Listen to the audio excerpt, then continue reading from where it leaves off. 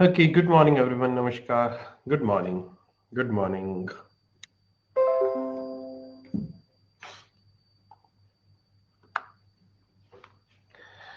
Good morning. Good morning. Okay. So कैसे हो? All well? सब बढ़िया? क्या हाल है?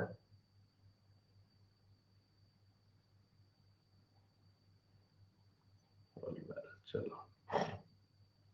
कोई तकलीफ, कोई दिक्कत, रात को नींद नहीं आ रही, पेट में दर्द, सिर दर्द, कोई हाल ऐसा वैसा, दिल टूट गया हो कल रात को किसी का, हम्म? ऐसा कोई है?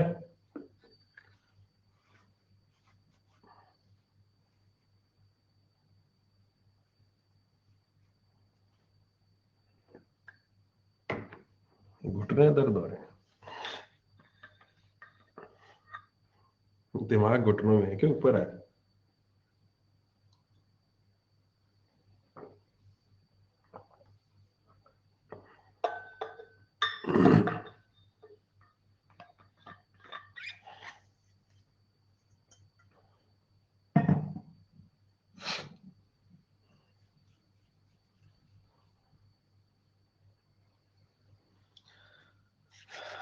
चलो, दिल टूटने वाला नहीं, सर नींद बहुत आती है, क्या करें?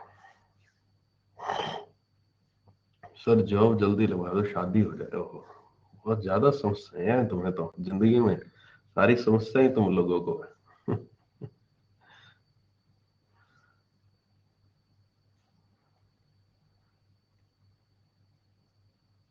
सर नींद नहीं आती, सपने में ड्रीम इलेवन के 2 करोड़ के सपने आते हैं। वाह यार, गजब गजब लोग हैं यार।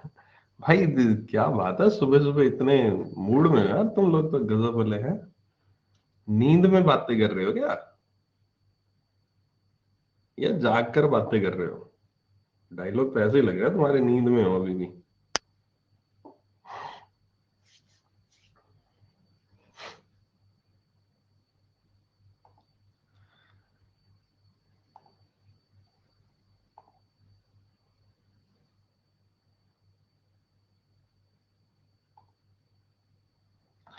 चलो एनीवे स्टार्ट करते हैं सेशन को। ओके, जस्ट अ सेकेंड, एक हल्का सा ग्लिच आएगा, मैं ना नेट कनेक्शन बदल रहा हूँ, है ना? तो हो सकता है ग्लिच आए हल्का सा, वेट करो 1 मिनट के लिए।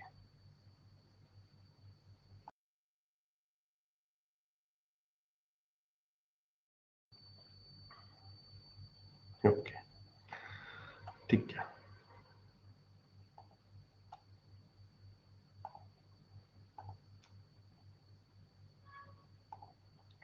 हाँ खुली नहीं, फिर भी क्लास कर रहे हैं, कोई बात नहीं। अभी तुम्हें मैं आज ऐसा कुछ पढ़ाने वाला हूँ कि जिसको नींद आ रही है ना उसकी नींद खुल जाएगी, और जिसकी नींद खुली हुई है ना उसको नींद आ जाएगी।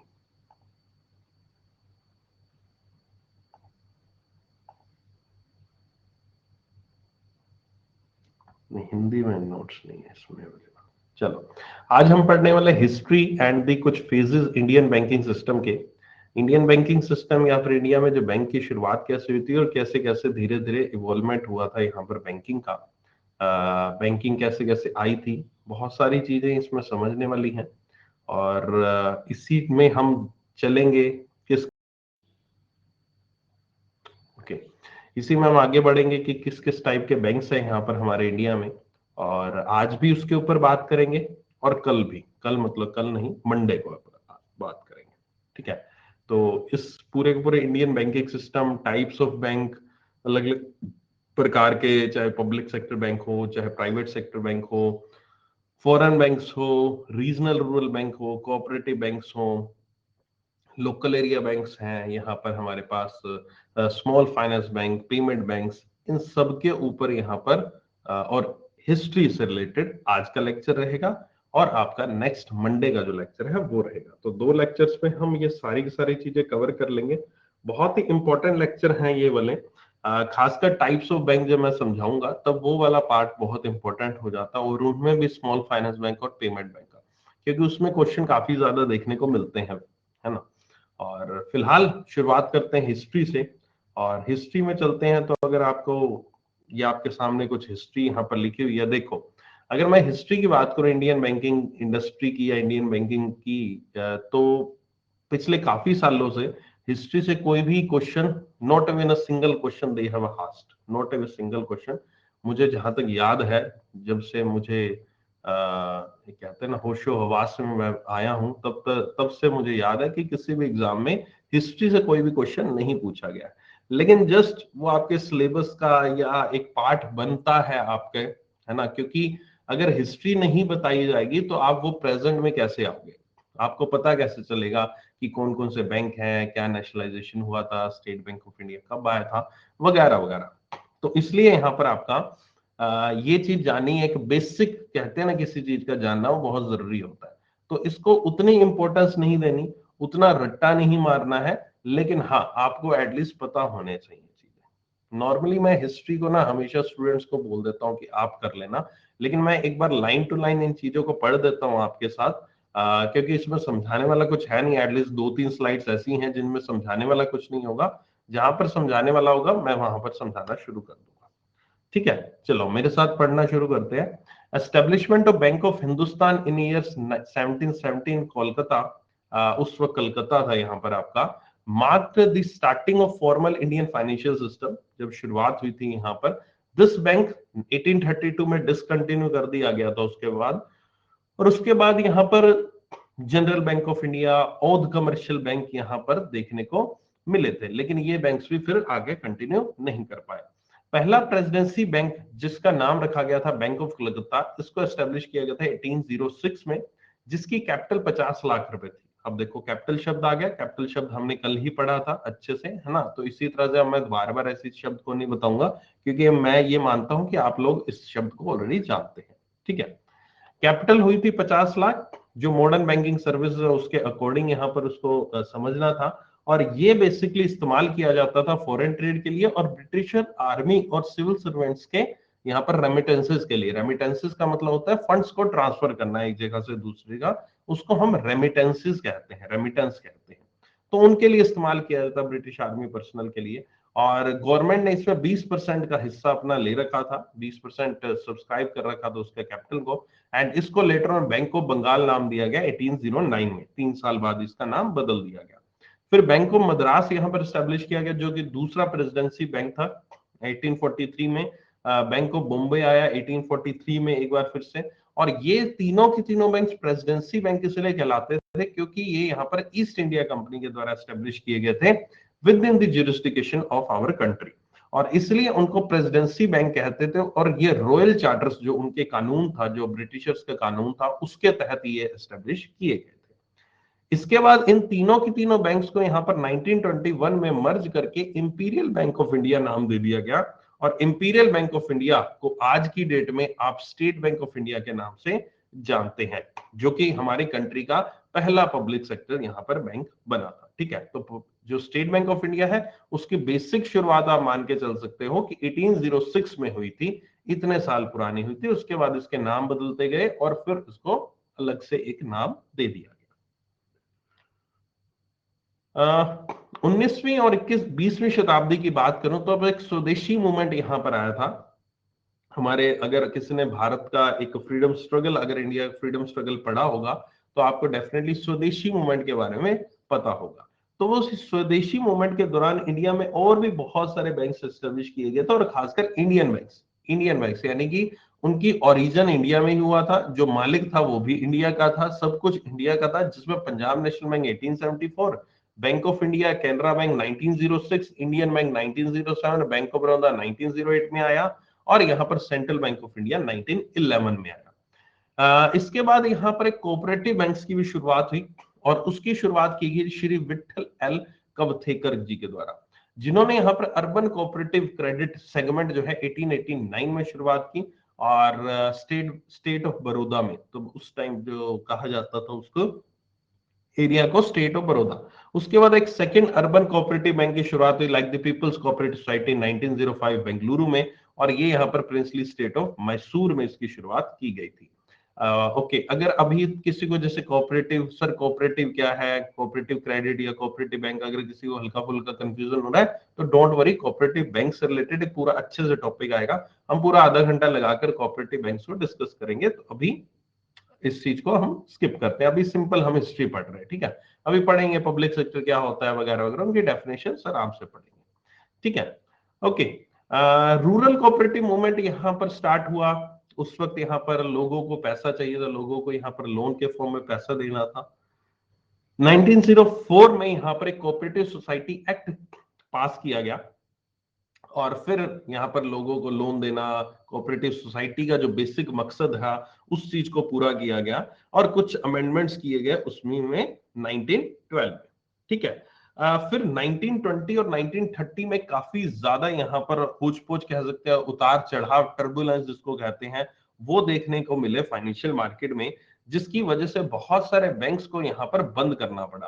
तो इसी वक्त यहाँ पर जरूरत आन पड़ी हमारे देश में एक बैंकिंग के रेगुलेटर की, और वो बैंकिंग का रेगुलेटर यानी कि इंडिया का central bank, reserve Bank of India सामने आया।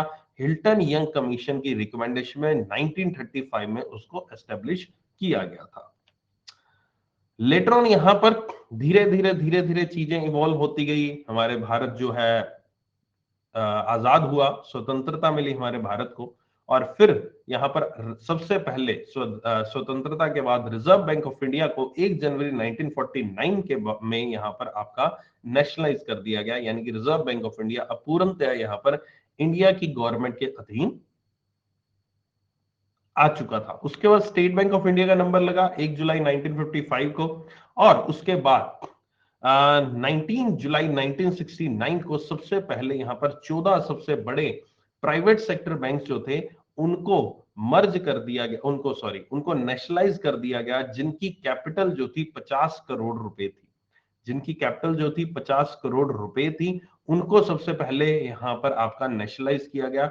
नेशनलाइजेशन आखिरकार किया क्यों गया था? सबसे इंपॉर्टेंट चीज बात है कि नेशनलाइजेशन किया क्यों था, क्योंकि उस वक्त हमारे देश में केवल और केवल एक ही पब्लिक सेक्टर बैंक था, और वो इकलौता public sector bank that was the state bank of India. और हमारे देश में जो भी पब्लिक सेक्टर बैंक था वो तो यहाँ पर सोशल सर्विस या कह लीजिए जो जनरल पब्लिक है उनके लिए वर्क कर रहा था, ओवरऑल सभी के लिए, क्योंकि वो गवर्नमेंट के अंडर था। लेकिन बाकी सभी बैंक प्राइवेट सेक्टर बैंक थे, और ये सभी सभी प्राइवेट सेक्टर बैंक जो थे ये काम कर रहे थे प्रॉफिट मेकिंग, या फिर जिसको आप कह सकते हो ना कैपिटलिज्म। एक होता है सोशलिज्म, एक होता है कैपिटलिज्म, राइट। सोशलिज्म का मतलब होता है सोशल सर्विस, यानी कि सोशल इश्यूज को चेक करना, देखना वगैरह वगैरह करना, काम सोसाइटी के लिए काम करना, जनरल पब्लिक की भलाई के लिए काम करना। और कैपिटलिज्म होता है जिसमें अपना प्रॉफिट देखते हैं जो लोग, है ना। तो जो प्रॉफिट मेकिंग ऑर्गेनाइजेशंस वो ज्यादा बन चुकी थी, उनका मेन मकसद था लोन देना। लेकिन लोन किसको देना? बड़े बिग हाउसेस, इंडस्ट्रीज को लोन देना, पैसा देना, उन्हीं से डिपॉजिट देना। छोटे लोगों को यहाँ पर पूछा नहीं जाता, उनको पैसा नहीं दिया जाता, लोन नहीं दिया जाता था, डिपॉजिट एक्सेप्ट नहीं किया जाता था। तो कोई भी उनके ऊपर यहाँ पर वॉच रखने के लिए यहाँ पर रिजर्व बैंक ऑफ इंडिया तो था, लेकिन कहीं ना कहीं ऑर्डर देने के लिए उनको कोई नहीं था, उनकी मैनेजमेंट में कोई भी गवर्नमेंट की हिस्सेदारी नहीं थी। तो इसीलिए गवर्नमेंट की हिस्सेदारी को इनके बैंक्स में बढ़ाने के लिए यहाँ पर नेशनलाइजेशन का कदम उठाया गया। नेशनलाइजेशन का मतलब यही होता है कि गवर्नमेंट ऑफ इंडिया यहाँ पर अब उसका मैक्सिमम हिस्सेदार बन चुका है, यानी कि जो 51% हिस्सा है उस पर्टिकुलर बैंक का, वो अब गवर्नमेंट ऑफ इंडिया के पास जा चुका है। गवर्नमेंट ऑफ इंडिया ने उनके 51% या उससे ज्यादा के स्टेक उसमें हासिल किए, और वो यहां पर इंडिया में 19 जुलाई 1969 को यहां पर आपका 50 करोड़ रुपए की कैपिटल डिपॉजिट्स के साथ, ये 14 बैंक्स के नाम आपके सामने इधर लिखे हुए हैं चार्ट में, इन 14 बैंक्स को यहां पर नेशनलाइज किया गया। और लेटर ऑन 1980 अप्रैल में यहां पर फर्दर 6 बैंक्स जो और थे उनको भी नेशनलाइज कर दिया गया, जिनकी कैपिटल या डिपॉजिट्स उनसे 200 करोड़ रुपए यहां पर ज्यादा था। 200 करोड़ या 200 करोड़ से ज्यादा हो चुका था उस टाइम किया गया। इस 1980 वाले लिस्ट में आपको सबसे नीचे नाम न्यू बैंक ऑफ इंडिया का दिख रहा था। ये न्यू बैंक ऑफ इंडिया को लेटर ऑन यहां पर मर्ज कर दिया गया था आपका पंजाब नेशनल बैंक में। तो उस वक्त से लेकर अभी तक जो लेटेस्ट हमारे पास देखा है, जब लास्ट मर्जिंग नहीं हुई थी, उस टाइम तक यहाँ पर टोटल 19, ये आपके 14 + 6 20 तो तब थे, लेकिन न्यू बैंक ऑफ इंडिया को मर्ज कर दिया गया तो 19 पब्लिक सेक्टर बैंक रह गए थे, प्लस एसबीआई तो था ही। तो ये यहाँ पर जब तक मर्जिंग नहीं होती तब तक यही 19 बैंक यहाँ पर नेशनलाइज बैंक देखने को मिलते थे along with the state bank of India. तो ये यहाँ पर आपका थोड़ा बहुत आपके, मैंने थोड़ा बहुत हिस्ट्री में नेशनलाइजेशन के बारे में भी हमने बात की है, और फिर लेटर ऑन हम भी मर्जिंग की बात करेंगे, कौन सा बैंक किसमें मर्ज हुआ, ठीक है, उसके ऊपर भी चर्चा करेंगे। ओके, आगे क्या आया? आगे यहाँ पर आरबीआई ने यहाँ पर 1969 में लीड बैंक स्कीम की यहाँ पर शुरुआत की, लॉन्च किया लीड बैंक स्कीम को। लीड बैंक स्कीम क्या होती है? लीड बैंक स्कीम डिटेल में करेंगे, ठीक है, अभी फिलहाल इतना ही समझ लो। लीड बैंक स्कीम के ऊपर 1969 में यहाँ पर शुरुआत की गई थी, लॉन्च की गई थी। इस लीड बैंक में बस बेसिकली हर एक डिस्ट्रिक्ट में एक बैंक को लीड बैंक का दर्जा दिया जाता है, जो कि गवर्नमेंट ऑफ इंडिया की जो स्कीम्स हैं उनको सभी बैंक्स में इंप्लीमेंट करने में एक मीडिएटर के रूप में सामने आता है, वो मीडिएटर का काम करता है। करेंगे डिटेल में इसके ऊपर भी बात। इसके बाद 1974 में यहां पर रीजनल रूरल बैंक एक्ट की शुरुआत की गई, जिसके तहत रीजनल रूरल बैंक्स को एस्टेब्लिश किया गया। और ये रीजनल रूरल बैंक्स का टारगेट क्या था? रूरल एरिया, ग्रामीण इलाके वाले में रहने वाले लोगों को यहाँ पर बैंकिंग की सुविधाएं देना, जो कि अब तक यहाँ पर पॉसिबल नहीं हो पा रहा था। रीजन इसका ये था कि नेशनलाइजेशन हो गया, बहुत सारे प्राइवेट सेक्टर बैंक्स को यहाँ पर बदल दिया गया, स्टेट बैंक ऑफ इंडिया आ गया था, सब आ गया था, लेकिन ये सभी बैंक्स अभी तक इतने ज्यादा फैले नहीं थे, इतने ज्यादा इनकी ब्रांचेस फैली नहीं थी कि वो एकदम से रूरल एरियाज में उनकी ब्रांचेस खोल दी जाए। वो अभी अपने आप को एस्टेब्लिश कर रहे थे, अभी उनकी branches urban area, semi urban area तक पहुंची थी, लेकिन रूरल एरिया तक उनकी ब्रांचेस नहीं पहुंच पा रही थी, क्योंकि उसमें समय लगना लाजमी था। लेकिन यहाँ पर इसी चीज को ध्यान में रखते हुए एक ऐसे बैंक्स की शुरुआत की गई जिनका टारगेट ही रूरल एरिया था, उनका बेसिक फंक्शन ही रूरल एरिया था, उनका काम ही रूरल एरिया पे फोकस था। तो इसलिए रीजनल रूरल बैंक की शुरुआत की गई, जिनके ब्रांचेस की एस्टेब्लिशमेंट सीधा सीधा रूरल एरिया में ही की जाती थी, और वहीं के लोगों को टारगेट किया जाता था, उनका कोई सेमी अर्बन या अर्बन एरिया से कोई लेना देना नहीं था। लेकिन लेटर ऑन फिर यहां पर आपका क्या हुआ? लेटर ऑन यहाँ पर आपका आज की डेट में, अगर मैं आरआरबीज की बात करूं तो आज की डेट में इनकी ब्रांचेस सेमी अर्बन में भी है और अर्बन एरिया में भी है, ठीक है। उसके बाद यहाँ पर आपका बहुत सारे स्टेप्स लिए गए, बार बार यहाँ पर आपका चेंजेस बहुत सारे लाए गए, लेकिन यहाँ पर 1960 में एक वक्त ऐसा आया जब कुछ बैंक्स यहाँ पर फेल होते हुए नजर आए। ये मैं 1969 के पहले की बात कर रहे हैं, हम नेशनलाइजेशन के पहले की बात कर आ गई। यहाँ पर लक्ष्मी बैंक और भी बहुत सारे बैंक से पल्लाई सेंट्रल बैंक, इन सबका यहाँ पर आपका क्या हुआ? बैंक्स फेल हुए, और लेटर ऑन यहाँ पर एक डिपॉजिट इंश्योरेंस कॉर्पोरेशन बिल को यहाँ पर मंजूरी दी गई थी 1961 में, और इसी के साथ 1962 में यहाँ पर डिपॉजिट इंश्योरेंस कॉर्पोरेशन की शुरुआत की गई थी यहाँ पर आपकी, जिसके तहत हर एक डिपॉजिटर जो भी बैंक में यहाँ पर पैसा डिपॉजिट कराता है, जो भी डिपॉजिटर है, उसका 1 लाख रुपए तक का जो पैसा था वो यहाँ पर इंश्योर्ड था। यानी कि अगर बैंक कोई डूबता था उस वक्त यहाँ पर, तो अगर आपके खाते में 2 लाख रुपए पड़े हैं तो उसमें से 1 लाख रुपए आपको वापस मिल जाएगा। बैंक तो देगा नहीं, क्योंकि बैंक तो डूब के भाग गया, ठीक है, लेकिन डिपॉजिट इंश्योरेंस कॉर्पोरेशन आपको 1 लाख रुपए देगा। अगर आपके खाते में 50,000 पड़े थे तो बैंक आपको ये जो डिपॉजिट इंश्योरेंस कॉर्पोरेशन है ये आपको 50,000 देगा। तो maximum up to 1 lakh rupees आपके इंश्योर्ड थे और आपको दिया जाना था। लेकिन अभी फिलहाल ये संस्था जो है डीआईसी के नाम से नहीं, आज की डेट में संस्था डीआईसीजीसी के नाम से जानी जाती है, और ये 1 लाख रुपए अब बदलकर 5 लाख रुपए हो चुका है। इस संस्था के बारे में भी हम डिटेल में डीआईसीजीसी क्या है उसके बारे में फिर से हम एक वक्त में चर्चा करेंगे। अब यहां पर ये सब चीजें हो चुकी थी, अब दौर आ चुका था 1991 का, जब हमारे देश में एलपीजी की शुरुआत की गई थी। उस वक्त यहाँ पर हमारे देश के finance minister doctor Manmohan Singh ji थे। उस वक्त हमारे देश में ऐसे हालात हो चुके थे, हमारे देश की इकोनॉमी जो थी पूर्णतया ध्वस्त होने वाली थी, और यहाँ पर हमारे पास इतना ज्यादा पैसा ही नहीं बचा था कि हम अल्टीमेटली बाहर से इंपोर्ट कर सके सामान को और हमारे देश की जरूरतों को पूरा कर सके। हमारे देश में की इकोनॉमी में लोगों के पास इतना पैसा नहीं बचा था, और इसीलिए यहाँ पर हमें एलपीजी लाना पड़ा। एलपीजी का मतलब था लिबरलाइजेशन, प्राइवेटाइजेशन एंड ग्लोबलाइजेशन। इन तीनों चीजों को यहां पर इंप्लीमेंट किया गया, जिसके तहत यहां पर सबसे पहला लिबरलाइजेशन। लिबरलाइजेशन का मतलब यह हुआ कि यहां पर नई इंडस्ट्रीज को बहुत ही इजी वे में लाइसेंसेस मिल रहे थे, ताकि नई इंडस्ट्रीज खुले, मैन्युफैक्चरिंग हो, हम अपने इंपोर्ट पर ज्यादा निर्भर ना रहे, इंडिया में ही चीजों का निर्माण हो सके। प्राइवेटाइजेशन, बहुत सारे ऐसे पब्लिक सेक्टर अंडरटेकिंग्स थी जो कि यहां पर नुकसान में चल रही थी, तो ऐसे पब्लिक सेक्टर अंडरटेकिंग्स, कंपनीज को, फैक्ट्रीज को, इंडस्ट्रीज को यहां पर प्राइवेट सेक्टर को बेच दिया गया, और उससे जो पैसा आया उससे यहां पर हमारे इंडियन इकोनॉमी में पैसा डाला गया और हमारी जरूरतों को पूरा किया जाने लगा। तीसरा, ग्लोबलाइजेशन। ग्लोबलाइजेशन का मतलब था कि इंडियन इकोनॉमी को पूरे की पूरी दुनिया के लिए ओपन कर दिया गया।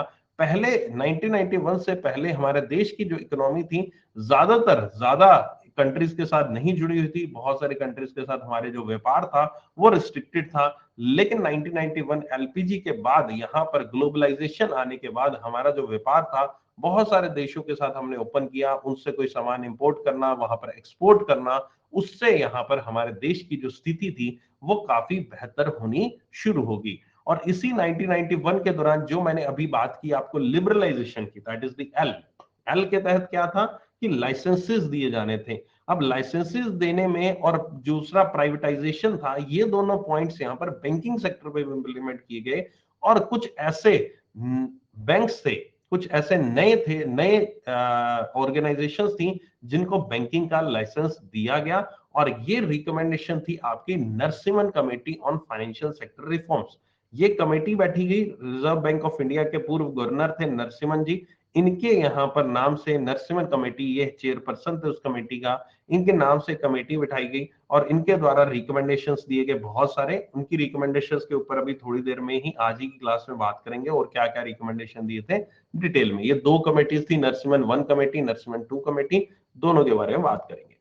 तो यहां पर आपका 1991 में ये चीज यहां पर हुई, और उसके बाद 1994 में सबसे पहले आईसीसी बैंक की शुरुआत की गई वडोदरा में, जिसके बाद एचडीएफसी बैंक की शुरुआत की 1994 में। इस पीरियड के दौरान बहुत सारे और प्राइवेट सेक्टर बैंक्स यहां पर आपके सामने आए, जिसमें कोटक बैंक 2003, कोटक महिंद्रा बैंक जिसको हम जानते हैं आज की डेट में, यस बैंक की शुरुआत हुई 2004 में, और फिर लाइसेंसेस देने का सिलसिला आपका शुरू हुआ 94 2004 के बीच में। ये प्राइवेट सेक्टर बैंक बहुत सारे एस्टेब्लिश हुए। और लेटर ऑन, अभी लेटेस्ट बात करूं तो लेटेस्ट यहां पर आपका फिर से आईडीएफसी एक बैंक है, और जो आईडीएफसी फर्स्ट बैंक के नाम से आजकल डेट में आप जानते हैं, बंधन बैंक हुआ, इनको यहां पर लाइसेंसेस दिए गए। उसके बाद प्राइवेट सेक्टर बैंक, इनको यूनिवर्सल बैंक कहा गया।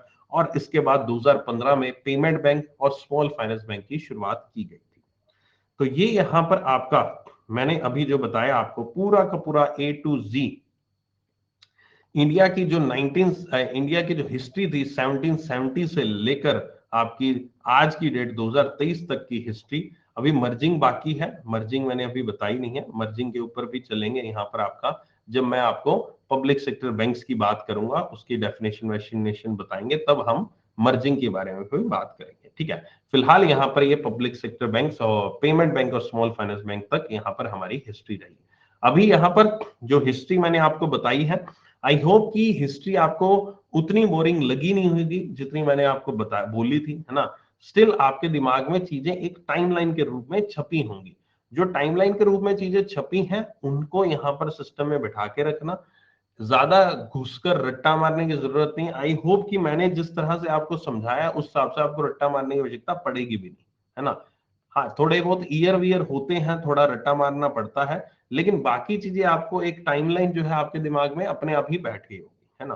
तो उम्मीद करता हूँ ये टाइमलाइन को फिक्स रखोगे माइंड में, और आपसे इन केस एग्जाम में चांसेस कम है ना, लेकिन स्टिल इन केस अगर एग्जाम में कोई ऐसा वैसा क्वेश्चन आता है तो इन्हीं पेजेस में से आएगा और इन्हीं पेजेस में पूछा जाएगा, और आप उसका आराम से उत्तर भी दे पाएंगे। ठीक है, ओके, चलिए अब हम आगे चलते हैं, और वो चलते हैं नरसिम्हन कमेटी फर्स्ट की रिकमेंडेशन पे। ठीक है, जस्ट अ सेकेंड।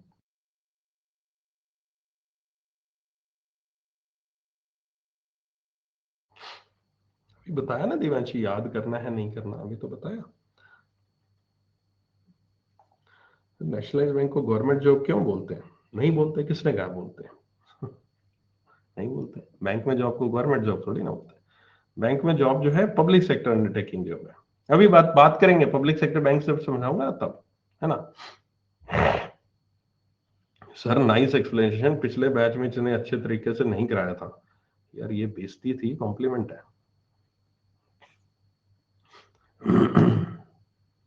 आप लोगों से प्यार मोहब्बत इतना ज्यादा बन गया यार सुबह सुबह, है ना, क्या करें यार, समझाना पड़ता है।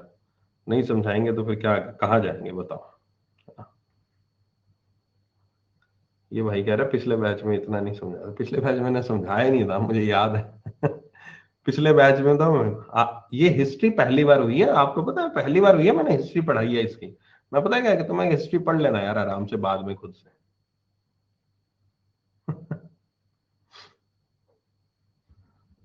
हमेशा ये होता है, हिस्ट्री पढ़ लेना यार आराम से खुद से पढ़ लेना। आज मैंने पहली बार हिस्ट्री एक एक लाइन बोल के मैंने पढ़ाई है हिस्ट्री।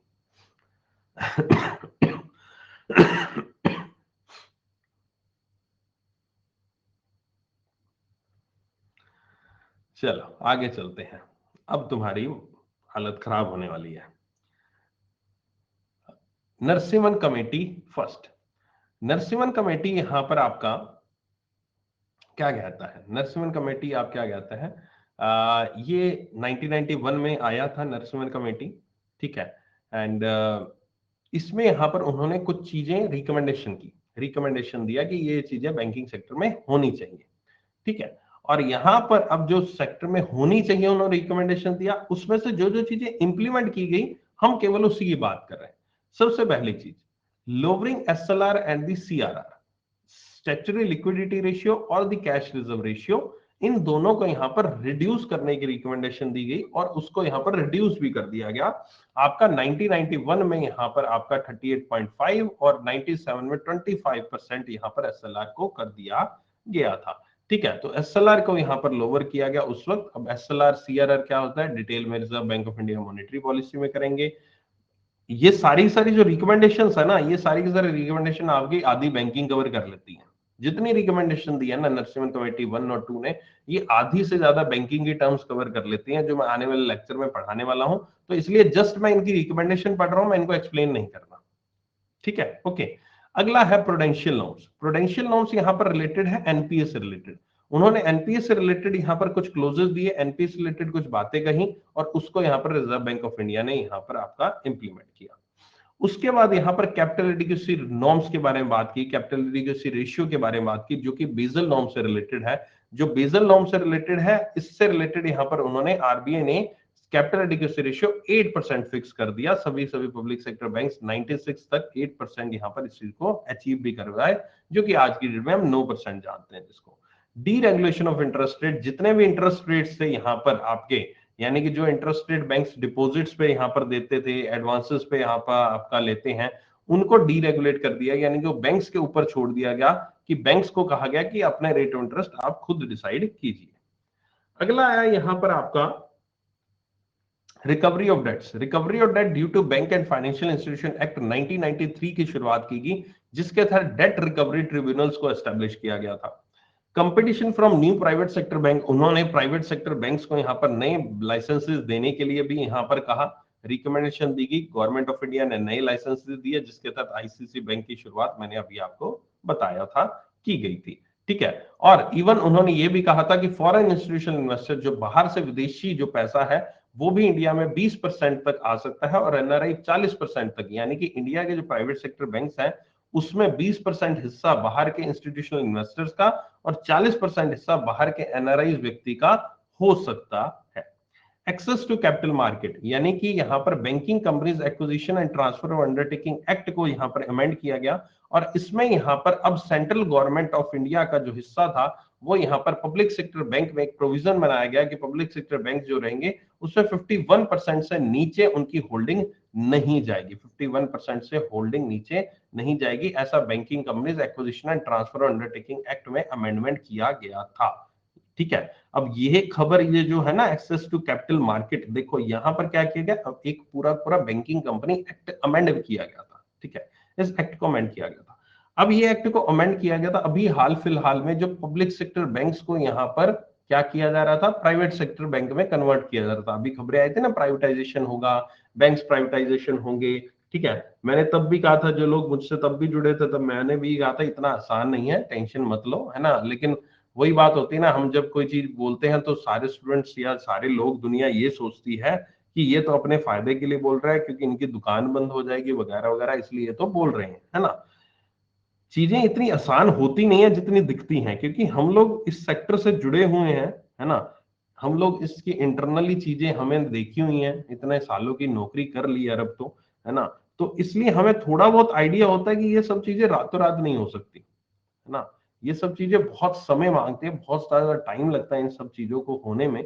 मैं ये डिनाई नहीं कर रहा कि कल को फ्यूचर में प्राइवेटाइजेशन नहीं हो सकता, लेकिन ऐसा नहीं कि रातों रात हो जाए। जो लोग आप सोचते हो, अरे सर ये क्या हो गया, मेरा सेंट्रल बैंक ऑफ इंडिया में सिलेक्शन हो गया, पिछले साल यही था मेरा, sir central bank of India में सिलेक्शन हो गया, सर आगे सेंट्रल बैंक ऑफ इंडिया का फ्यूचर नहीं दिख रहा, अभी तो हवा चल रही है, bank of Maharashtra, central bank of India privatise हो जाएंगे, सर मैं सेंट्रल बैंक ऑफ इंडिया जो पीओ ज्वाइन करूं क्या नहीं करूं, मेरा पीएनबी में क्लर्क भी हो गया, तो मैं सर पीएनबी में क्लर्क ज्वाइन कर लूं। मतलब ऐसे कंफ्यूजन स्टूडेंट्स के माइंड में थे कि मैं क्लर्क ज्वाइन करता हूं instead of joining the central bank of India PO और the bank of Maharashtra PO. ये कंफ्यूजन, और ये कंफ्यूजन तब तो था ही पिछले साल के 1 अप्रैल के बाद जब रिजल्ट आए थे। इस साल 1 अप्रैल के बाद जब रिजल्ट आए थे, तब भी यहाँ पर यही कंफ्यूजन काफी लोगों के माइंड में मैंने क्लियर भी की है, उनसे बात भी की है, ठीक है। तो ये चीज यहाँ पर देखो लिखी हुई है कि एक अमेंडमेंट लाया गया था पार्लियामेंट में, जिसमें 51% से नीचे उनका हिस्सा नहीं जा सकता था, और यही एक अमेंडमेंट और लाना पड़ेगा जिसमें यह कहा जाएगा कि 51% से नीचे हिस्सा उनका जा सकता है। ये बदलाव करना पड़ेगा, और ये बदलाव अभी तक पार्लियामेंट में, संसद में लाया जाना था बिल, लेकिन लाया नहीं गया, अभी तक नहीं लाया गया, और अब तो बिल्कुल ही नहीं लाया जाएगा क्योंकि चुनाव है। अब इस पंगे में सरकार नहीं पड़ेगी एज फार एज दी अगला 1 साल तो जब तक रहेगा, है ना। अगली सरकार आएगी तब की तब देखेंगे, ठीक है। चलो आगे चलते हैं। Freedom of operation. Freedom of operation क्या कहता है, यानी कि नई ब्रांचेस ओपन करने के लिए पैसे उनको कहा गया, कहीं पर भी ओपन कर सकते थे। नए जो एक्सटेंशन काउंटर, जो छोटे मोटे ब्रांचेस थे, उनको थोड़ा बड़ा किया गया। प्रोडेंशियल नॉर्म्स के बारे में या कैपिटल एडिक्वेसी रेशियो के बारे में उनको डिसाइड करने के लिए कहा गया यहाँ पर। और कुछ ऐसी ब्रांचेस रूरल एरियाज में भी ओपन करने के लिए यहाँ पर उनको परमिशन किया गया, और कुछ ऐसी ब्रांचेस जो प्रॉफिट नहीं दे रहे थे उनको बंद करने के लिए कहा गया। लोकल एरिया बैंक्स भी पढ़ेंगे, डिटेल में करेंगे। फिलहाल यहाँ पर उस वक्त 1966 में 7 ऐसे लोकल एरिया बैंक्स को एस्टेब्लिश किया गया। कमर्शियल बैंक्स की सुपरविजन के लिए बोर्ड फॉर फाइनेंशियल सुपरविजन का निर्माण किया गया। 1993 में आरबीआई ने एक नया डिपार्टमेंट सुपरविजन एस्टेब्लिश किया, जो कि कमर्शियल बैंक्स, जितने भी बैंक्स थे उनकी सुपरविजन, उनकी मॉनिटरिंग करता था, ठीक है। तो ये यहाँ पर आपका सारा का सारा चीजें की गई यहाँ पर नरसिम्हन वन कमेटी के तहत। दूसरा यहाँ पर आया नरसिम्हन कमेटी 2। नरसिम्हन कमेटी 2 की रिकमेंडेशन आई 1998 में, ठीक है। अब ये जो रिकमेंडेशन दी गई, इसमें यहाँ पर strengthening of banks in India, यहाँ पर बैंक्स की स्थिति को और मजबूत कराने की बात की गई, जिसमें यहाँ पर बात की गई करंट अकाउंट कन्वर्टेबिलिटी की। करंट अकाउंट कन्वर्टेबिलिटी, यहाँ पर बेसिकली करंट अकाउंट, मैं यहाँ पर आपको थोड़ा सा डिटेल में नहीं बताऊंगा कि करंट अकाउंट कैपिटल अकाउंट के बारे में हम फिर बात करेंगे। बस इतना बता दूं, करंट अकाउंट ये वो अकाउंट नहीं है जो आप समझ रहे होंगे कि बैंक में जब आप saving account, current account, fix deposit account खुलवाते हो ना, तो ये वो वाला करंट अकाउंट नहीं है। ये करंट अकाउंट रिलेटेड है एक्सपोर्ट एंड इंपोर्ट से। बैलेंस ऑफ पेमेंट आपने सुना होगा, नहीं सुना तो कोई बात नहीं, मैं समझाऊंगा डिटेल में। तो वहां पर बैलेंस ऑफ पेमेंट में कैपिटल अकाउंट और करंट अकाउंट आता है, ये वही करंट अकाउंट की हम बात कर रहे हैं। तो इससे जुड़ी हुई चीजों को समझना, इससे जुड़ी हुई चीजों को आपका रिजॉल्व करना, ये नरसिम्हन कमेटी 2 के द्वारा यहाँ पर 1998 में किया गया। नैरो बैंकिंग की शुरुआत की गई थी। नैरो बैंकिंग का मतलब ये होता है कि आप कुछ ही लिमिटेड यहाँ पर फंक्शन कर सकते हो अपने। फंक्शन इन द सेंस, क्यों? क्योंकि कुछ ऐसे बैंक्स थे उस वक्त, जिस वक्त यहाँ पर, उस वक्त की पुरानी बात करो 1998 की, उस वक्त यहाँ पर उनका एनपीए जो था बहुत ज्यादा हाई लेवल पे पहुंच चुका था। उनका एनपीए इतना हो चुका था कि उनका एनपीए जो लोन टोटल दे रखा, उसका 20% उनके लोन जो थे वो डूब चुके थे। एनपीए का फिलहाल आपके लिए देसी भाषा मतलब ये है कि लोन डूब गए थे, लोन का पैसा वापस आना यहाँ पर पॉसिबल नहीं था, ठीक है। तो ये बहुत ज्यादा हाई लेवल का फिगर होता है 20%। 20% is not a low amount, it's a very huge number, है ना। आज की डेट में अगर किसी बैंक का एनपीए पूछो, ये जो 20% की फिगर है आज की डेट में, अगर आप मुझसे पूछोगे तो किसी बैंक का 2%, 3%, इस तरह की रेंज में, 4% की रेंज में यहाँ पर एनपीए चल रहा है। ये उस टाइम 20% तो कितना ज्यादा हो गया है ना। तो इसलिए इन बैंक्स के ऊपर थोड़ी बहुत रिस्ट्रिक्शन लगानी जरूरी थी, तो उनको नैरो बैंकिंग का कंसेप्ट समझाया गया, नैरो बैंकिंग लगाया गया, ताकि वो अपना जो पैसा है, नैरो बैंकिंग का मतलब कि जो पैसा है वो लंबी अवधि के लिए ना ही वो इन्वेस्ट कर सकते हैं और ना ही वो ज्यादा रिस्क टेकिंग लोन दे सकते हैं, जो लोन बड़े ही सिक्योर्ड हो, जिनके अगेंस्ट आपको यहाँ पर प्रॉपर्टी गिरवी मिल रही है, और जो शॉर्ट टर्म के लिए आप इन्वेस्टमेंट है, थोड़ी अवधि के लिए जो इन्वेस्टमेंट है वहीं पर ही आप इन्वेस्ट कर सकते थे। ये एक नैरो बैंकिंग का कंसेप्ट यहाँ पर लेकर आया गया इन बैंक्स के लिए। ठीक है, उसके बाद कैपिटल एडिक्वेसी रेशियो जो यहाँ पर लिखा हुआ है, पिछले फर्स्ट कमेटी ने रिकमेंडेशन दी कैपिटल एडिक्वेसी रेशियो 8% होना चाहिए, इसने रिकमेंडेशन दे दिया 9% होना चाहिए। बैंक की ओनरशिप के ऊपर बात की गई है, गवर्नमेंट का कंट्रोल जो था बैंक्स के मैनेजमेंट और ओनरशिप पर, यहाँ पर आपका, और यहाँ पर कहा गया उनको और थोड़ा सा और चेंजेस किए गए, बदलाव किए गए, जिस तरह से बैंक का बोर्ड, बैंक का टॉप मैनेजमेंट काम कर रहा है, उनको यहाँ पर कहा गया कि प्रोफेशनल कॉर्पोरेट स्ट्रेटेजीज को अपनाइए। रिव्यू ऑफ बैंकिंग लॉज, बहुत सारे ऐसे लॉज थे जिनमें अमेंडमेंट करने की जरूरत थी, जिनमें मॉडिफिकेशन करने की जरूरत थी, और वो मॉडिफिकेशन और वो अमेंडमेंट यहाँ पर लाए गए थे। तो ये नरसिम्हन कमेटी 1 और नरसिम्हन कमेटी 2 की यहाँ पर दोनों की रिकमेंडेशंस थी, बहुत सारी दी गई। इन रिकमेंडेशंस को आप ऊपर ऊपर से अच्छे से समझ लीजिएगा, याद कर लीजिएगा। समझ में वैसे अभी नहीं आएंगे क्योंकि बहुत सारे टर्म्स मैं इसमें स्किप कर रहा हूं, जो बाद में चैप्टर वाइज आपके सामने आएंगी, लाइक दिस एसएलआर, सीआरआर मैंने अभी नहीं बताया आपको, प्रूडेंशियल नॉर्म्स आएंगे, कैपिटल एडिक्वेसी रेशियो हम समझेंगे, हम डीआरटीज के बारे में समझे, मैंने आपको बताया। उसके अलावा मैंने कैपिटल मार्केट आपको जो बताया वो मैं समझाऊंगा आपको। लोकल एरिया बैंक आएगा आपके सामने, और ये जो एनपीए आएगा आपके सामने। ये बहुत सारी चीजें बाद में चैप्टर वाइज आपके सामने, आपने सिलेबस देखा होगा, अपना शेड्यूल देखा हो, उसमें सारी चीजें इस चैप्टर वाइज है। कैपिटल एडिक्वेसी रेशियो का पूरा चैप्टर है। एनपीए के ऊपर मैं 3 या 4 चैप्टर लेकर आया हूं, है ना। तो उसी के अंदर हम सारी चीजें, कैपिटल एडिक्वेसी रेशियो वगैरह, उसके ऊपर हम सारी चीजें करेंगे, एसएलआर, सीआरआर, मॉनेटरी पॉलिसी में बात करेंगे। ठीक है, मैंने आपको पहले कह दिया था कि जो नरसिम्हन कमेटी है उसमें इतनी सारी बैंकिंग टर्म्स आएंगी कि आधी से ज्यादा बैंकिंग कवर हो जाती है उसमें। ठीक है, चलो आगे चलते हैं।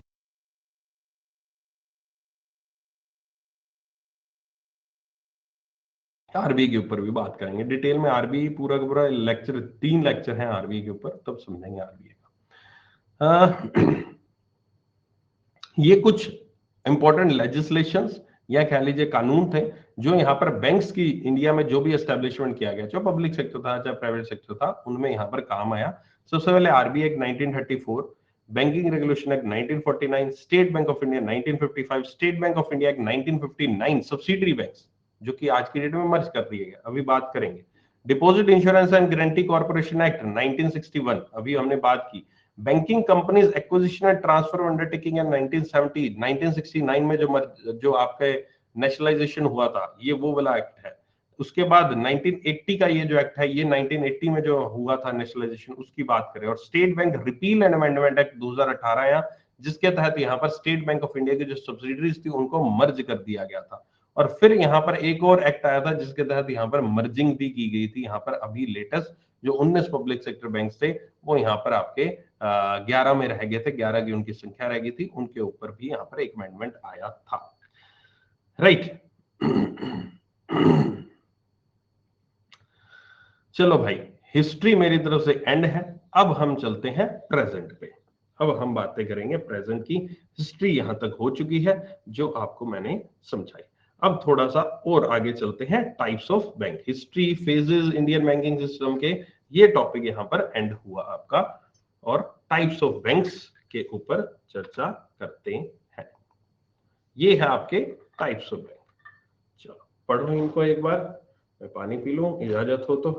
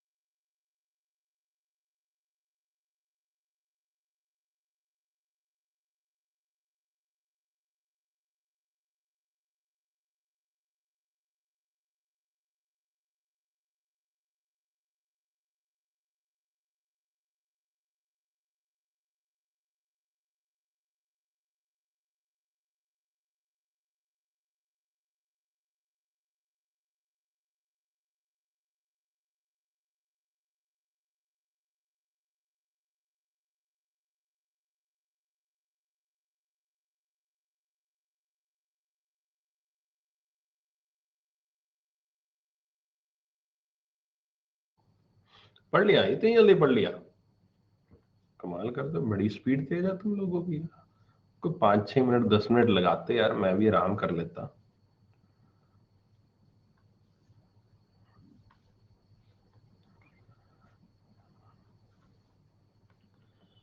सर आपकी वजह से 6 बजे उठने लग गए, कोई बात नहीं, कुछ सालों के बाद जब शादी हो जाएंगी, फिर आगे फैमिली बड़ी हो जाएगी, है ना,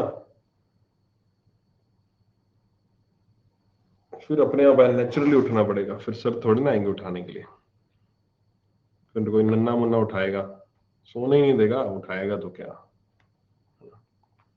जैसे मुझे सोने नहीं देती मेरी गुड़िया, अभी अभी एक पूरी की पूरी एक समर स्लैम उससे खाकर आया अपने मुंह पर।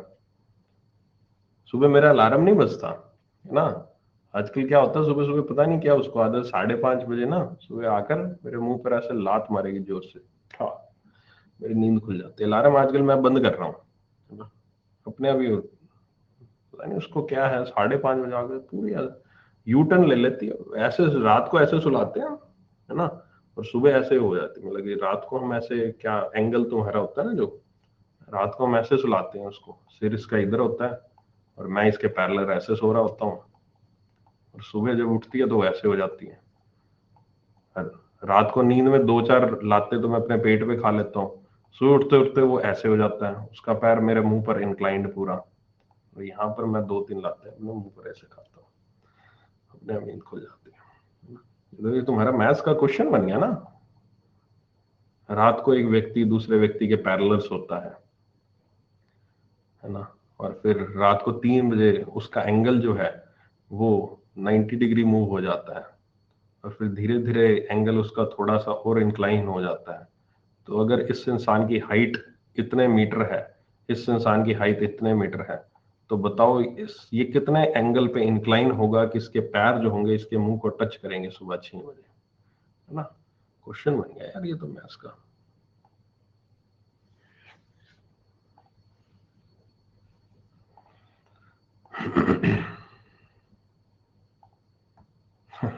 सर को 65 डिग्री, ये देखो डिग्री।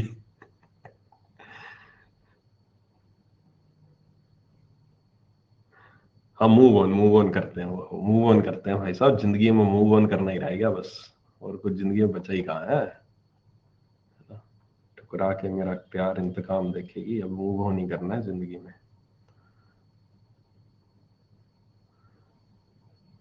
चलो अब बात करते हैं शेड्यूल बैंक्स की। इंडिया में देखो 2 टाइप्स के बैंक हैं, शेड्यूल बैंक्स और नॉन शेड्यूल बैंक्स, ठीक है। और उसमें शेड्यूल बैंक्स किसको कहते हैं, नॉन शेड्यूल बैंक्स किसको कहते हैं, उसके ऊपर चर्चा करते हैं। सबसे पहले आते हैं शेड्यूल बैंक्स। शेड्यूल बैंक्स ऐसे बैंक्स को कहा जाता है जो कि रिजर्व बैंक ऑफ इंडिया के सेकंड शेड्यूल में यहां पर आपके RB act, second schedule of RB act 1934 के अंडर रजिस्टर्ड है। किनको कहते हैं शेड्यूल बैंक, कि जो आरबीआई के एक्ट 1934 के सेकंड शेड्यूल के अंडर रजिस्टर्ड है। अब सेकंड शेड्यूल का मतलब क्या हुआ, देखो आप कोई भी एक्ट होता है, किसी भी तरह का कोई भी हम कानून देखते हैं, तो कानून ऐसे तो है नहीं कि लाइन टू लाइन पैराग्राफ में लिखा हुआ है, ऐसा नहीं होता, पर्टिकुलर सेक्शंस होते हैं ना, सेक्शन ये सेक्शन वो ये वो, तो इस तरह से उसमें शेड्यूल्स भी होते हैं, पार्ट्स होते हैं, समझ लीजिए पार्ट है, तो उसमें से एक पार्ट है शेड्यूल 2, उसके अंडर यहाँ पर कुछ कंडीशंस है, और उन कंडीशंस के अकॉर्डिंग यहाँ कर, अगर उन कंडीशंस को पूरा कर लेते हैं, वो सेकंड शेड्यूल के अंदर कंडीशंस लिखी हुई है, अगर उनको पूरा कर लेते हैं उसके अंदर जो भी है चीजें, तो वो रजिस्टर्ड हो जाता है सेकंड शेड्यूल के तहत, उसको कहा जाता है, और वो एक शेड्यूल कमर्शियल बैंक कहलाता है, ठीक है। ओके, अब कंडीशंस में क्या क्या है, उसमें 2 ही कंडीशन दे रखी हैं सेकंड शेड्यूल आरबी एक्ट 1934 के तहत। पहली कंडीशन ये है कि इसकी जो paid up capital and reserve है वो 5 लाख रुपए होना चाहिए। अब सर पेड अप कैपिटल क्या होता है, पेड अप कैपिटल को फिलहाल आप यही समझो कि जो मैंने अभी आपको बताया था, क्या बताया था मैंने आपको बताया था कैपिटल, पूंजी, जो पूंजी, जो बिजनेस स्टार्ट करने के लिए जो पैसा लगाया गया है, दैट इज कैपिटल। और रिजर्व क्या होता है, जो आपने प्रॉफिट कमाया है, जो प्रॉफिट आप कमाते हो उसको जब ऐड कर देते हो आप, तो वो रिजर्व में आता है, रिजर्व के अंडर वो बैलेंस शीट में दिखता है, और वो अल्टीमेटली कैपिटल में ऐड ही हो जाता है। तो पेड अप कैपिटल और रिजर्व जो है उस पर्टिकुलरली बैंक का 5 लाख रुपए होना चाहिए। ठीक है, पहली कंडीशन ये। दूसरी कंडीशन ये है कि रिजर्व बैंक ऑफ इंडिया ये कहता है कि ये जो भी शेड्यूल बैंक है ये यहाँ पर आपका पब्लिक के इंटरेस्ट में काम करना चाहिए। जनरल पब्लिक, आप जैसे मेरे जैसे व्यक्तियों के इंटरेस्ट में काम करे। ऐसा नहीं है कि हमारे लिए काम नहीं कर रहा, अपना मुनाफे के लिए काम कर रहा है। मतलब कहने का तात्पर्य है कि सोशलिज्म, कैपिटलिज्म नहीं होना चाहिए, सोशलिज्म होना चाहिए। ठीक है, तो ये दो जो है कंडीशंस अगर कोई भी बैंक फुलफिल करता है और वो यहाँ पर आरबीआई के पास अप्लाई करता है और आरबीआई देखता है दोनों कंडीशन पूरी हो चुकी है, तो उनको यहाँ पर आपका शेड्यूल कमर्शियल बैंक्स यहाँ पर बना देता है, शेड्यूल बैंक बना देता है, कह लीजिए, है ना। अब आप सोचोगे, बहुत सारे जो नए व्यक्ति हैं, नए बच्चे हैं जो पहली बार इस चीज को सुन रहे हैं, वो ये जरूर सोचेंगे सर 5 लाख तो क्या वैल्यू है, 5 लाख तो आज की डेट में अगर बैंक की बात करो, किसी भी एक बैंक की बात करो, तो उसके लिए 5 लाख वैल्यू कोई मायने नहीं रखते। 5 लाख तो ऐसे ही कोई भी एक कस्टमर अगर 5 लाख जमा करा देता तो क्या फर्क पड़ता सर कैपिटल से 5 लाख रुपए की। मानता हूं आपकी बात, एग्री करता हूं, लेकिन स्टिल इंडिया में ऐसे बहुत सारे बैंक्स हैं, बहुत सारे ऐसे बैंक्स हैं जो कि यहाँ पर नॉन शेड्यूल्ड है आज की डेट में भी। बहुत सारे से लोकल एरिया बैंक जो हैं, स्टेट कोऑपरेटिव बैंक जो है, अर्बन कोऑपरेटिव बैंक जो है, वो यहाँ पर इंडिया में नॉन शेड्यूल की कैटेगरी में आते हैं। यानी कि उनकी कैपिटल 5 लाख रुपए भी नहीं है, उनकी कैपिटल 5 लाख रुपए भी नहीं है उनकी कैपिटल। और ये सच है। ये क्यों होता है? क्योंकि वो बड़े ही छोटा बैंक होता है, उसकी ब्रांचेस एक दो दो ब्रांचेस होती हैं। अब वो दो ब्रांचेस में अपने आप में मस्त रहता है, उसको लेना देना नहीं है, उसको आरबीआई के पास क्यों झंझट में पड़ रहा है। वो कहता करूंगा, अप्लाई करूंगा, वो और पैसे मांगेगा। यहाँ पर कंफ्यूज मत हो ना, लाइसेंस में, लाइसेंस तो रिजर्व बैंक ऑफ इंडिया के द्वारा दिया ही जाता है उसको। शेड्यूल बैंक और नॉन शेड्यूल बैंक का ये मतलब नहीं है कि शेड्यूल वाले को आरबीआई के द्वारा लाइसेंस दिया जाता है, नॉन शेड्यूल ऐसे ही अपनी मर्जी से ही बैंक खोल के बैठा है, नहीं। लाइसेंस तो आरबीआई के द्वारा दिया ही जाएगा, लाइसेंस तो आरबीआई देगा ही देगा, चाहे वो शेड्यूल हो चाहे नॉन शेड्यूल हो। लेकिन लाइसेंस के बाद आप शेड्यूल बनना चाहते हैं कि नॉन शेड्यूल में रहना चाहते हैं, वो बैंक की ये दो कंडीशंस के ऊपर निर्भर करता है। और बहुत सारे ऐसे बैंक है, छोटे मोटे बैंक है, जो ये काम यहाँ पर नहीं करते। वो अपने आप में घुसता है, किसी गांव में एक ब्रांच खोल के बैठा है कोई कोऑपरेटिव बैंक, और वो उसी में मस्त है, उसको नहीं चाहिए, उसको कुछ करना ही नहीं है, उसको आगे बढ़ना ही नहीं है, उसको आगे एक्सपेंशन ही नहीं करना। तो एक्सपेंशन ही नहीं करना तो ये यहाँ पर ज्यादा उसमें फचड़ों में पड़ेंगे। ठीक है, अब यहाँ पर जो शेड्यूल बैंक है, अब किसी चीज को करने की मोटिवेशन तो होनी चाहिए ना, ऑब्वियस है ना। अब मान लीजिए कि मैं एक नॉन शेड्यूल बैंक हूं और मुझे शेड्यूल बैंक बनना है, तो एटलीस्ट कोई मोटिवेशन तो होनी चाहिए ना, है ना। कोई एक मोटिवेशन तो होनी चाहिए कि भाई क्यों बनना चाहता हूं मैं शेड्यूल बैंक में, क्यों आना चाहता हूं। जैसे आपकी कोई ना कोई मोटिवेशन होगी, नौकरी क्यों लगनी है ना। पैसा चाहिए, शादी करनी है, फैमिली के लिए चाहिए, घूमना है, दुनिया देखनी है, व्हाट्सएवर इज द रीजन, है ना। एबीसी XYZ, वैसे अल्टीमेट तो एक ही रीजन है, पैसा। और कोई रीजन तो सेकेंडरी होता है, सबसे पहला रीजन पैसा ही होता है। तो वो यहाँ पर चीजें, क्योंकि वो पैसे से सारी चीजें पॉसिबल है आज की डेट में, पैसे के बिना आगे काम ही नहीं बनता, राइट। घूमना हो, चाहे शादी करनी हो, चाहे जो भी करना हो, है ना, वो पैसा ही देगा आपको। तो अब यहाँ पर इसमें मोटिवेशन क्या था कि नॉन शेड्यूल शेड्यूल क्यों बनना चाहता है भाई, या फिर शेड्यूल बैंक में ऐसा क्या बात है। तो शेड्यूल बैंक, जितने भी इंडिया में शेड्यूल बैंक्स हैं, उनको रिजर्व बैंक ऑफ इंडिया के द्वारा यहाँ पर कुछ सुविधाएं दी जाती हैं in comparison to the non schedule banks. दो सुविधाएं दी जाती हैं, और दो सुविधाएं में क्या है, दो सुविधाएं में पहली सुविधा ये है कि रिजर्व बैंक ऑफ इंडिया उनको यहाँ पर फाइनेंशियल एकोमोडेशन की फैसिलिटी देता है।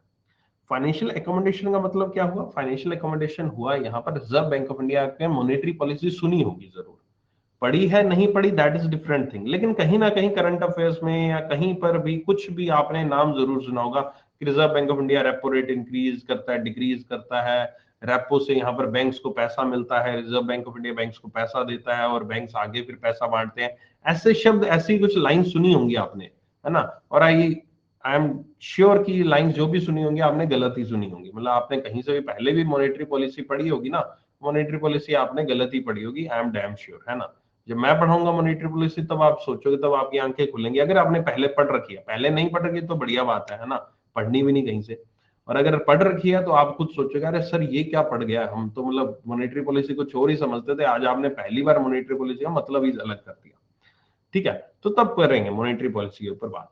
तो वही मॉनेटरी पॉलिसी के तहत यहाँ पर रिजर्व बैंक ऑफ इंडिया के द्वारा जो पैसा दिया जाता है सभी बैंक्स को, अगर वो एक नॉन शेड्यूल बैंक है तो उसको वो फैसिलिटी नहीं दी जाती।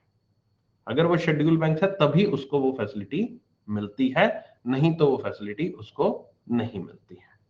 ठीक है, दूसरी चीज क्या है, आपने देखा होगा कि आज की डेट में आप यूपीआई का इस्तेमाल बहुत ज्यादा करते हो, क्यूआर कोड बहुत स्कैन करते हो, है ना। ठीक है, मोबाइल निकालते हो, क्यूआर कोड स्कैन किया, पैसा ट्रांसफर, है ना, यूपीआई के थ्रू टक टक टक पैसा ट्रांसफर। आपने कहीं कोई मॉक टेस्ट खरीदना है, कोई आपने अनअकैडमी प्लस की सब्सक्रिप्शन खरीदनी है, व्हाट्सएवर, है ना, वहां पर डालते हो, टक टक टक आपका इंटरनेट बैंकिंग का इस्तेमाल करते हो, यूपीआई का इस्तेमाल करते हो, कार्ड का इस्तेमाल करते हो, आपके खाते से पैसा कट जाता है और सामने वाले खाते में पैसा पहुंच जाता है ना। तो ये होती है रेमिटेंस फैसिलिटी, यानी कि एक जगह से दूसरी जगह पे पैसा ट्रांसफर करने की सुविधा। अगर ये सुविधा यहाँ पर आपको ना दी जाए, मैं कहता हूँ कि तुम कल से तुम्हारे बैंक जो है, जो भी तुम्हारे बैंक जो भी अकाउंट है, उस बैंक से दूसरे किसी बैंक में पैसा ट्रांसफर नहीं कर सकते।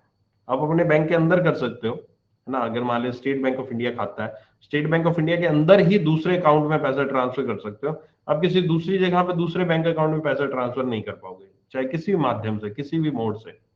कैसी रहेगी जिंदगी, है ना, कैसी रहेगी जिंदगी, फिर तो बेइज्जती हो जाएगी, गर्लफ्रेंड के साथ डेट पे जा ही नहीं पाएंगे, है ना। या फिर नगद लेना पड़ेगा, नगद लेना तो फिर घर से नगद लेना तो गड़बड़ हो रही है आजकल, है ना, काफी ज्यादा पूछेंगे कहाँ जा रहा है, कैसे जा रहा है, क्यों जा रहा है, कितने में जाएगा। दुविधा है ना जिंदगी में बहुत बड़ी। नॉन शेड्यूल बैंक की तरह जिंदगी जीएफ भाग जाएगी बस, यानी ये जीएफ है तुम्हारी। सही बात है। ये जितने लोग हंस रहे हैं ना, सारे लोग कभी ना कभी इस जिंदगी से गुजर चुके हैं, गुजर रहे हैं ना। इस तुम लोगों की हंसी मुझे सब बता रही है ना। कमाल है, रिलेट कर पा रहे हैं सब, बिल्कुल सही में रिलेट कर पा रहे हैं, ज्यादा ही रिलेट कर पा रहे हैं। इस क्लास में ज्यादा ही लोग रिटेल कर पाते हैं ऐसी चीजों को। पिछले बैच शरीफ था, ये बैच तुम्हारा शरीफ नहीं लग रहा मेरे को, तुम्हारी हरकतें अलग ही लेवल की हैं, है ना।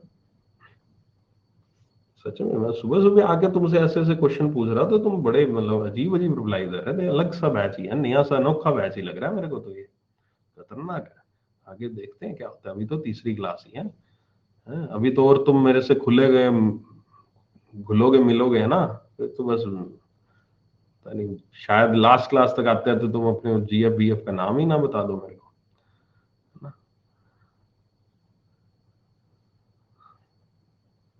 ठीक है, चलो आगे चलते हैं। तो ये सुविधा आपको उपलब्ध नहीं होती, ठीक है, ये सुविधा आपको उपलब्ध ही नहीं होती अगर आप एक नॉन शेड्यूल बैंक है तो। ये सुविधा केवल शेड्यूल वाले को ही उपलब्ध होती है। तो यहाँ पर दो चीजें हैं जो एक मोटिवेशन का काम करती है कि नॉन शेड्यूल को शेड्यूल बैंक में बनने के लिए। ठीक है, ये दोनों चीजें देखो कितनी इंपॉर्टेंट है। बैंक्स को आरबीआई से पैसा नहीं मिलेगा तो आगे वो कैसे काम चलाएगा, वैसे तो काम चल जाएगा लेकिन कहीं ना कहीं पैसे की रिक्वायरमेंट रहती है, वो दिक्कत आ जाएगी। दूसरी दिक्कत तो बहुत बड़ी दिक्कत है ना। लोग आंदोलन कर देंगे, भाई हमारा पैसा दूसरे का नहीं पहुंच पा रहा है ना। तो ये आपके शेड्यूल बैंक्स की दो कंडीशन है। समझ गए मेरी बात, क्लियर है शेड्यूल बैंक्स एकदम से, और नॉन शेड्यूल बैंक के बीच के डिफरेंस समझ आ गया। चलो अच्छी बात। ठीक है, अब यहाँ पर जो शेड्यूल बैंक्स हैं इनको फर्दर दो पार्ट्स में डिवाइड किया जाता है। पहला होता है शेड्यूल कमर्शियल बैंक्स और दूसरा होता है schedule cooperative banks. Schedule commercial bank और schedule cooperative bank. Cooperative bank और कमर्शियल बैंक, सिंपल सा मतलब कोऑपरेटिव बैंक के ऊपर कोऑपरेटिव बैंक्स कल हम पूरे पूरे बाइफर्केशन के साथ डिस्कशन करेंगे। जो आपके सामने यहाँ पर लिखा हुआ है कोऑपरेटिव बैंक्स के बारे में, ये देखो यहाँ दो पार्ट्स में डिवाइड करते हैं ना, कमर्शियल बैंक और कोऑपरेटिव बैंक। ठीक है, अब जो कमर्शियल बैंक्स है, सबसे पहले कमर्शियल बैंक्स जो है इनका मतलब, कमर्शियल का शब्द का जो मतलब क्या है, कमर्शियल का शब्द का मतलब ये है यहाँ पर कि किसी चीज की प्रॉफिट कमाना, अर्निंग करना। आपके आसपास एरिया में या फिर जहां पर आप रहते हो उसको हम क्या बोलते हैं, रेजिडेंशियल एरिया, है ना। और जो आपके दुकानें होती हैं जहां पर, उसको क्या बोलते हैं, कमर्शियल एरिया। दुकानें जहां होती हैं उनको कमर्शियल एरिया क्यों बोलते हैं, उनका नाम कमर्शियल। कमर्शियल का मतलब कोई ऐसी चीज जो प्रॉफिट मेकिंग हो, ठीक है। नो डाउट कमर्शियल बैंक के मतलब मकसद तो यही था कि पब्लिक इंटरेस्ट में काम करना, सोशलिज्म ही था, लेकिन कहीं ना कहीं साथ साथ उनका मकसद प्रॉफिट कमाना है। प्रॉफिट प्लस पब्लिक इंटरेस्ट दोनों साथ साथ लेकर चलते हैं, that is a commercial bank, ठीक है। कोऑपरेटिव बैंक जो काम करती है उसका मकसद, जो शुरुआत होती है, वो शुरुआत उसकी प्रॉफिट कमाने से नहीं होती। उसका जो बेस होता है वो प्रॉफिट कमाना नहीं होता, वो होता है लोगों की मदद करना। कोऑपरेटिव, कोऑपरेशन, एक दूसरे की मदद करना। कोऑपरेशन ये होता है ना, साथ में चलना। तो इसलिए हम यहाँ पर कमर्शियल और कोऑपरेटिव में चीजों को डिवाइड करते हैं, राइट। जिसमें सबसे पहले हम बात करते हैं कमर्शियल बैंक्स की, ठीक है। कमर्शियल बैंक्स में हम एक एक करके public sector bank, private sector bank, foreign bank, ये लोकल एरिया बैंक, आरआरबी वगैरह, small finance bank, payment bank के बारे में एक एक करके चर्चा करते हैं, ठीक है। ओके, तो जो मैंने अभी आपको बातें कही वो सारी की सारी यहाँ पर लिखी हुई हैं। शेड्यूल बैंक की डेफिनेशन जो मैंने आपको समझाई है, यहाँ पर शब्द लिखा हुआ फाइनेंशियल अकोमोडेशन, यानी कि आरबीआई की मॉनेटरी पॉलिसी। रेमिटेंस फैसिलिटी जो मैंने अभी आपको बताया एक जगह से दूसरी जगह, और ये नीचे वही बाइफर्केशन लिखी हुई है कि ये बाइफर्केशन इधर से उधर होती है, ऐसे ऐसे करके हम सारे बैंक्स के ऊपर एक एक करके डिस्कशन करते हैं, ठीक है। और ये है नॉन शेड्यूल बैंक्स की डेफिनेशन, जो ऑब्वियस है। आपने शेड्यूल बैंक्स की डेफिनेशन समझ ली, अब यहां पर आते हैं नॉन शेड्यूल बैंक की डेफिनेशन। तो ऑब्वियस है, जो शेड्यूल नहीं है वो नॉन शेड्यूल हो गए, है ना। Those are not listed in this second schedule to the RBI act, वो नॉन शेड्यूल हो गए।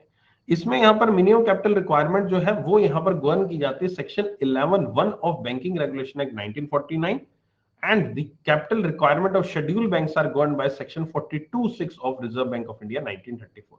तो यहां पर सेक्शन की बात की गई, दो सेक्शंस बताए गए हैं कि नॉन शेड्यूल बैंक्स की जो मिनिमम कैपिटल रिक्वायरमेंट है वो सेक्शन 11(1) में लिखी हुई है, और जो शेड्यूल बैंक्स की कैपिटल रिक्वायरमेंट है वो सेक्शन 42 में लिखी हुई है।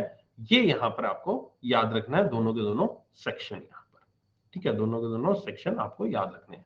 इसके अलावा यहां पर लिख रखा है, नंबर्स लिख रखे हैं, 3 लोकल एरिया बैंक्स हैं इंडिया में जो नॉन शेड्यूल है, 11 स्टेट कोऑपरेटिव बैंक है नॉन शेड्यूल है, 1477 अर्बन कोऑपरेटिव बैंक जो है वो यहां पर नॉन शेड्यूल है।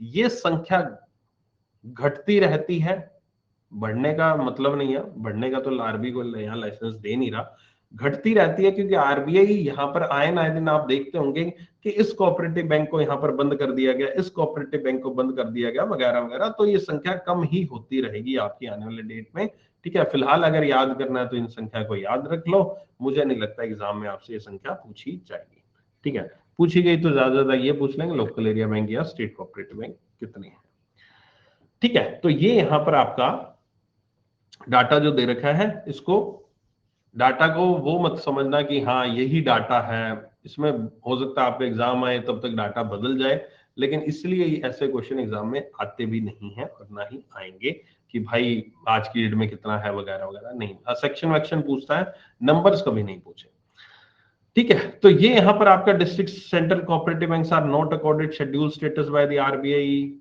है ना। स्टेट कोऑपरेटिव बैंक्स कुछ remittance and other facilities enjoy करते हैं। ये जब कोऑपरेटिव बैंक के बारे में डिस्कशन करेंगे तो आपको और क्लियर हो जाएंगी चीजें।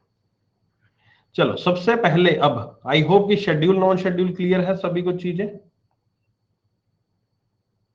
अभी तक कोई भी टॉपिक में किसी तरह का डाउट है तो बताओ। आज थ्योरी थोड़ी सी ज्यादा है ना, मैं मानता हूं थ्योरी आज बहुत ज्यादा थी, लेकिन आई डोंट थिंक ये थ्योरी मतलब लिखी हुई ज्यादा है, समझने वाली मैंने ऑलरेडी समझा दी सारी चीजें।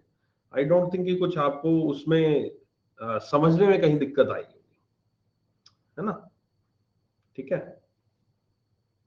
रेमिटेंस फैसिलिटी अभी बताया ना मैंने, रेमिटेंस फैसिलिटी का मतलब जो आप यूपीआई वाला एग्जांपल नहीं दिया था मैंने, यूपीआई क्यूआर कोड स्कैन करते हो, आप एक बैंक से दूसरे बैंक में पैसा भेजते हो इंटरनेट बैंकिंग से, आप कोई कॉलेज की फीस पे कर रहे हो, इन एकेडमी प्लस सब्सक्रिप्शन आपने लिया था, तब आपका बैंक अकाउंट अलग था, पैसे इन एकेडमी के अकाउंट में, आईसीसी बैंक है इन एकेडमी का, तो वहां गए थे, है ना। तो वो रेमिटेंस फैसिलिटी ना, एक बैंक से दूसरी जगह पैसा ना। रिपीट में क्लास देखना चाहिए तो तुम्हारे ऊपर है यार, तुम्हें अगर रिपीट में देखो तभी क्लास देखो, कोई एक पॉइंट कई बार समझ नहीं आता या याद नहीं रहता, कपिल सर ने क्या कहा था, इस सर ने क्या कहा था इस पॉइंट पे, तो उस पॉइंट पे जाके उस मोमेंट पे जाके क्लास देख लो, पूरी क्लास मत देखो। फिर पूरी क्लास देखने का मतलब क्या होगा कि तुम मेरे ऊपर डिपेंड रह जाओगे, गॉट माय पॉइंट। कभी भी टीचर पे अपनी डिपेंडेंसी मत करो, रखो यार, कभी भी। मैं ये चीज कहता हूँ, क्योंकि एग्जाम में तुम्हें अकेले फाइट करना है एग्जाम, और जब तक अकेले फाइट करना सीखोगे नहीं ना, तो फिर कैसे काम बनेगा। अकेले फाइट करना पड़ेगा, और अकेले फाइट करोगे, ऐसे ही करोगे, अपनी टीचर्स पे धीरे धीरे धीरे करके ना डिपेंडेंसी कम करते रहो। जितनी, जब आपको एक वक्त ऐसा आ जाएगा ना कि आपकी टीचर पे डिपेंडेंसी खत्म हो जाएगी, तब असली आपकी प्रैक्टिस तब शुरू होती है। अभी तो आप क्लासेस में उलझे हुए हो, आपके सारा दिन क्लासेस में निकल जाता है, आधे से ज्यादा दिन क्लासेस में निकल जाता है, प्रैक्टिस के लिए आपके पास 20-30% समय बचता है, राइट। लेकिन ये समय जस्ट आपको टर्न अराउंड करना पड़ेगा। जिस दिन ये टर्न हो गया कि 20% मैंने क्लासेस देख रहा हूँ, 80% मैं खुद का प्रैक्टिस कर रहा हूँ, उस टाइम आपके ऊपर कॉन्फिडेंस आएगा, हाँ yes, now I am doing something good, और अब मैं एग्जाम क्लियर करने के लायक बना, राइट। तो डिपेंडेंसी कम करो। जो भी किसी भी सब्जेक्ट में कोई भी दिक्कत आती है, तो उस क्लास को पूरा देखने की जरूरत नहीं है, उस पॉइंट पे जाओ। अगर आपने कोई क्वेश्चन दिया सर ने, तो क्वेश्चन सॉल्व कर लो, पहले अपनी अप्रोच से कर लो जो भी तुमने किया। फिर कहीं अटक रहे हो तो उस सर की वीडियो को वहां पर जाकर देख लो, या फिर उनकी अप्रोच को फटाफट से 2x पे सुन लो, फटाफट से कि हाँ भाई मैंने ये अप्रोच से साथ किया था, सर ने ये 2x पे सुन के फटाफट निपटा दी बात कि हुई कि नहीं। तो समय भी बचेगा और आपका काम भी हो जाएगा, राइट। ओके,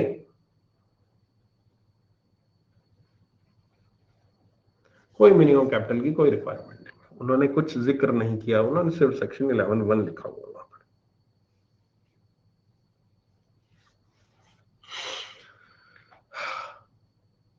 कोऑपरेटिव बैंक के ऊपर डिटेल में चर्चा करेंगे कल की क्लास आपकी। कोऑपरेटिव बैंक्स, कल की क्लास में कोऑपरेटिव बैंक्स के ऊपर पूरा एक्सप्लेनेशन होगा, आधा घंटा क्लास चलेगी कोऑपरेटिव बैंक में, ठीक है। सेकंड कंडीशन का मतलब ये है कि पब्लिक के इंटरेस्ट में काम करना है, जनरल पब्लिक, आप जैसे मेरे जैसे व्यक्तियों के इंटरेस्ट में, उनके हित में काम करना है, ठीक है। ओके, अभी पढ़ा रहा हूँ, अभी पढ़ा रहा हूँ। अभी कहाँ है, 1 घंटा ही हुई है क्लास यार, मजा नहीं आ रहा क्या तुम्हें, है?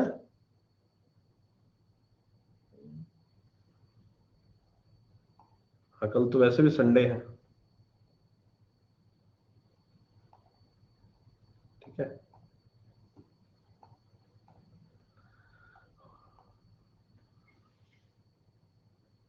ये सब एडिटोरियल पढ़ना है, अच्छा एडिटोरियल पढ़ना है, पढ़ लो भाई, डिपेंड हो जाओ टीचर पे एडिटोरियल के लिए भी, है ना? क्या कर सकते हैं यार। अरे पहले खुद तो ट्राई कर लिया करो एडिटोरियल पढ़ने की। सीधा क्लास में घुसोगे क्या समझ आएगा? पहले एडिटोरियल जो आया है उसको पहले खुद पढ़ो, खुद समझो। नहीं समझ में आया तो क्लास में घुसो, ठीक है। समझ में आ गया तो उस पॉइंट पे घुसो जहां कोई क्वेश्चन करा रहा है। डिपेंडेंसी कम करो, अभी तो समझा, हाँ डिपेंडेंसी कम करो। जरूरी थोड़े ना पूरी क्लास ही देखनी है हमें, कुछ मूवमेंट्स देख लो क्लास की जहां पर आपको समझ, यहाँ पर आपको वोकैब देखनी है वो देख लो मूवमेंट, है ना। जहां पर आपको क्वेश्चंस कोई करा रहा है वो देख लो, कोई एरर का क्वेश्चन करा रहा है, कोई पैराजम्बल्स, कोई फिलर्स करा रही है मैडम, उसको देख लो। वो जरूरी है line to line, word to word आपको पढ़ना है। आपको क्या पता खुद ही पढ़ के वो चीज समझ आ जाए। जब एग्जाम आएगा तो रीडिंग कॉम्प्रिहेंशन मैडम या सर थोड़ी ना अगर पढ़ाएंगे line to line, word to word, फिर कहते हो एग्जाम में सर होता नहीं है। वैसे घर पे तो कर लेते हैं सर, एग्जाम में नहीं होता। यही तो गलती होती है, एग्जाम में क्यों नहीं होता,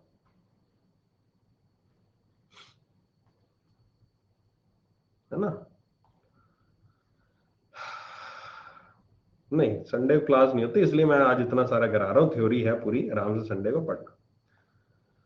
हाँ,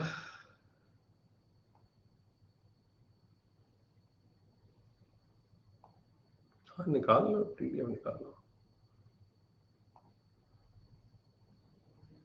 ठीक है। चलो अब बात करते हैं हम इसमें से सबसे पहले पब्लिक सेक्टर बैंक की। पब्लिक सेक्टर बैंक, सबसे पहला पॉइंट, पब्लिक सेक्टर बैंक क्या होता है? सर डाउट सेक्शन देखो क्या पूछ लिया भाई, डाउट सेक्शन में सर नरसिम्हन 1.5 या ट्रिब्यूनल गवर्नमेंट सर्टिफिकेट है आर्मी या कोई और। ये ट्रिब्यूनल डीआरटी के ट्रिब्यूनल है, डेट रिकवरी ट्रिब्यूनल। एनपीए जब अकाउंट, एनपीए जब कराऊंगा तो उसके अंदर रिकवरी मेजर के अंडर यहाँ पर कुछ पॉइंट्स आता है, जिसमें से एक आता है डेट रिकवरी ट्रिब्यूनल। तो डिटेल में कराऊंगा बच्चा, है ना। डेट रिकवरी ट्रिब्यूनल क्या होता है, मैंने तभी कहा था नरसिम्हन कमेटी के पॉइंट समझ नहीं आए मत टेंशन लो। नरसिम्हन कमेटी के पॉइंट फिर से मैं बता रहा हूं कि नरसिम्हन कमेटी का अगर कोई भी पॉइंट आपको समझ नहीं आया तो डोंट वरी, वो सारे के सारे पॉइंट्स लेटर ऑन आपकी सारी क्लासेस में कहीं ना कहीं किसी ना किसी मोमेंट में बहुत डिटेल में डिस्कशन करेंगे, ठीक है। अभी जस्ट आपको नरसिम्हन कमेटी के बारे में बताना था कि अगर हकल्स को आपसे पूछ लेते हैं कि नरसिम्हन कमेटी की जो पहली नरसिम्हन कमेटी वो कौन से ईयर में एस्टेब्लिश हुई थी, है ना, आपको पता होना चाहिए। नरसिम्हन कमेटी ने इनमें से कौन कौन से रिकमेंडेशंस नहीं दिए थे, इस तरह क्वेश्चन आ जाए तो आपको पता होना चाहिए। तो उस पर्पज से मैंने वो कराया है, एक्सप्लेनेशन हम करेंगे। पब्लिक सेक्टर बैंक, आ जाओ फटाफट से अब करते हैं, निपटाते हैं। अब जल्दी से निपटा देंगे तो मैं ज्यादा आज ज्यादा लंबी क्लास नहीं, 15 मिनट ही लूंगा, बस बात खत्म करेंगे, उसके ज्यादा 1.5 घंटे की आज क्लास की जरूरत नहीं है।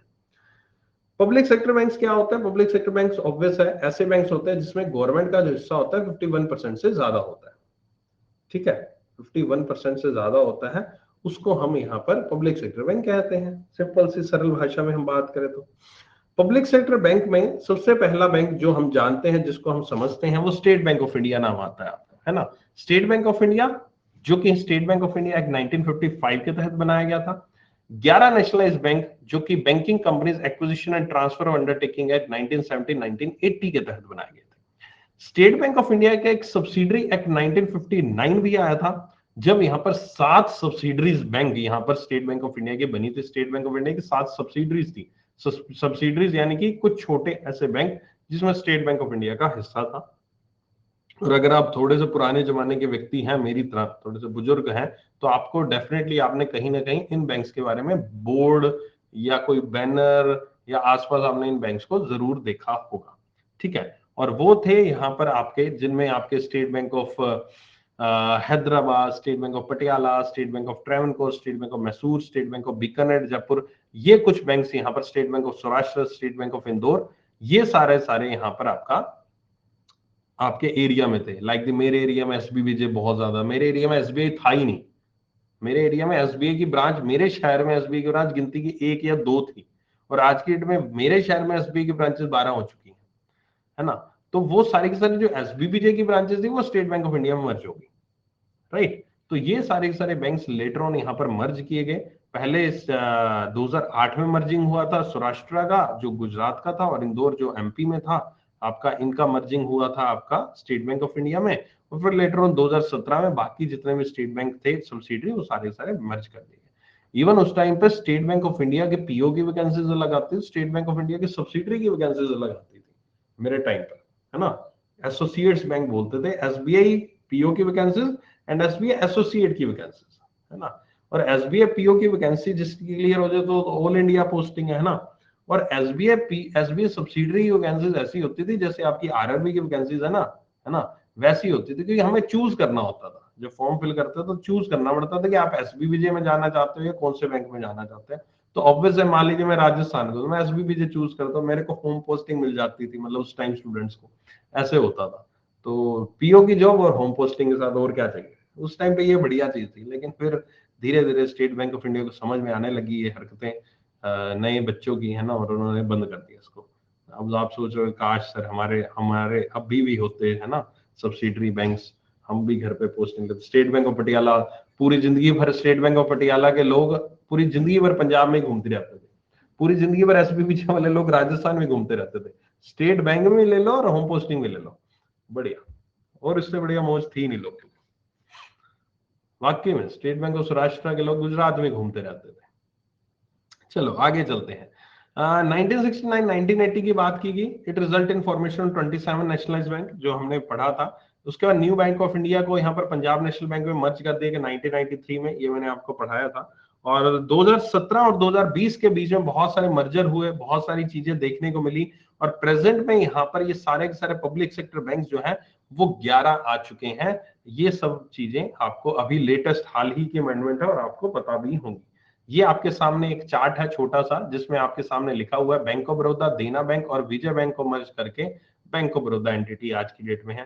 पंजाब नेशनल बैंक ओबीसी और UBI Punjab national bank, union bank of India Andhra cooperation bank union bank of India बना, Canara bank syndicate bank Canara bank बना, Indian bank Allahabad bank Indian bank बना। ये आपकी केवल मर्जिंग है, ठीक है। ये मर्जिंग है, किसका किसमें क्या क्या मर्जिंग हुआ और कौन सी यहाँ पर पेरेंट ऑर्गेनाइजेशन यहाँ पर आज की डेट में एस्टेब्लिश की जाती है, ठीक है। ओके, सो ये चीज आपकी यहाँ पर हुई, that is the public sector banks के बारे में, राइट। ओके, ये आपको याद कर लेना अच्छे से, इस पे 2-3 बार क्वेश्चन आ चुका है। लाइक ये वाला पोर्शन पूछ चुके हैं ऑलरेडी, शायद ये वाला क्वेश्चन भी पूछा था पंजाब नेशनल बैंक वाला हाल ही में, ठीक है, पिछले साल ही पूछा था।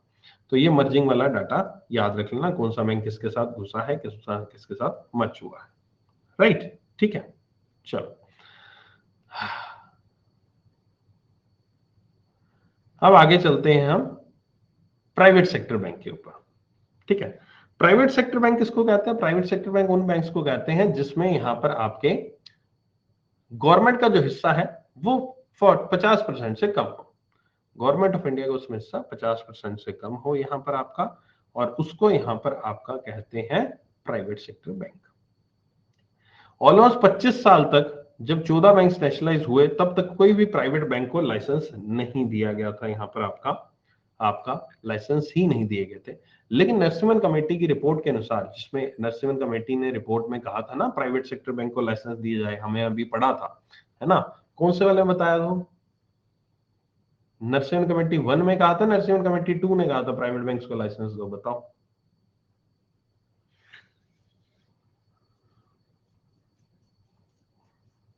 चलो, मिक्स रिएक्शन है, कोई कह रहा 1 है, कोई कह रहा 2 कह रहा है, मैक्सिमम लोग 1 की तरफ है। चलो गुड, अच्छी बात है, नींद में नहीं हो।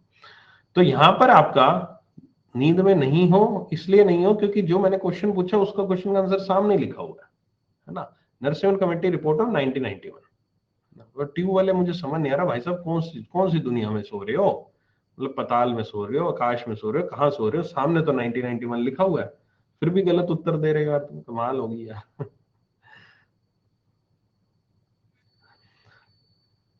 सो यहाँ पर आपका नरसिम्हन कमेटी रिपोर्ट 1991 ने ये रिकमेंडेशन किया था कि लाइसेंसिंग दिए जाने जरूरी है। तो उसके बाद यहाँ पर प्राइवेट सेक्टर बैंक्स को लाइसेंस दिए गए, जिसमें मैंने आपको बढ़ाया आईसीसी बैंक को यहाँ पर 1994 में यहाँ पर लाइसेंस दिया गया।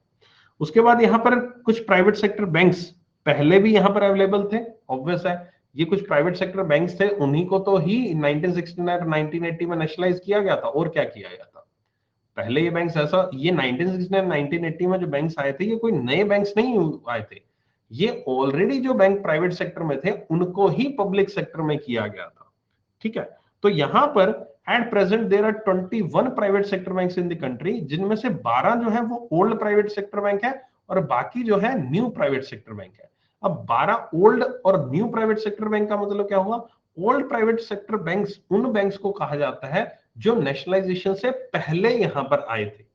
नेशनलाइजेशन 1969 में हुआ था, उससे पहले जो यहां पर आए थे वो बैंक यहां पर आपके ओल्ड प्राइवेट सेक्टर बैंक कहलाते हैं।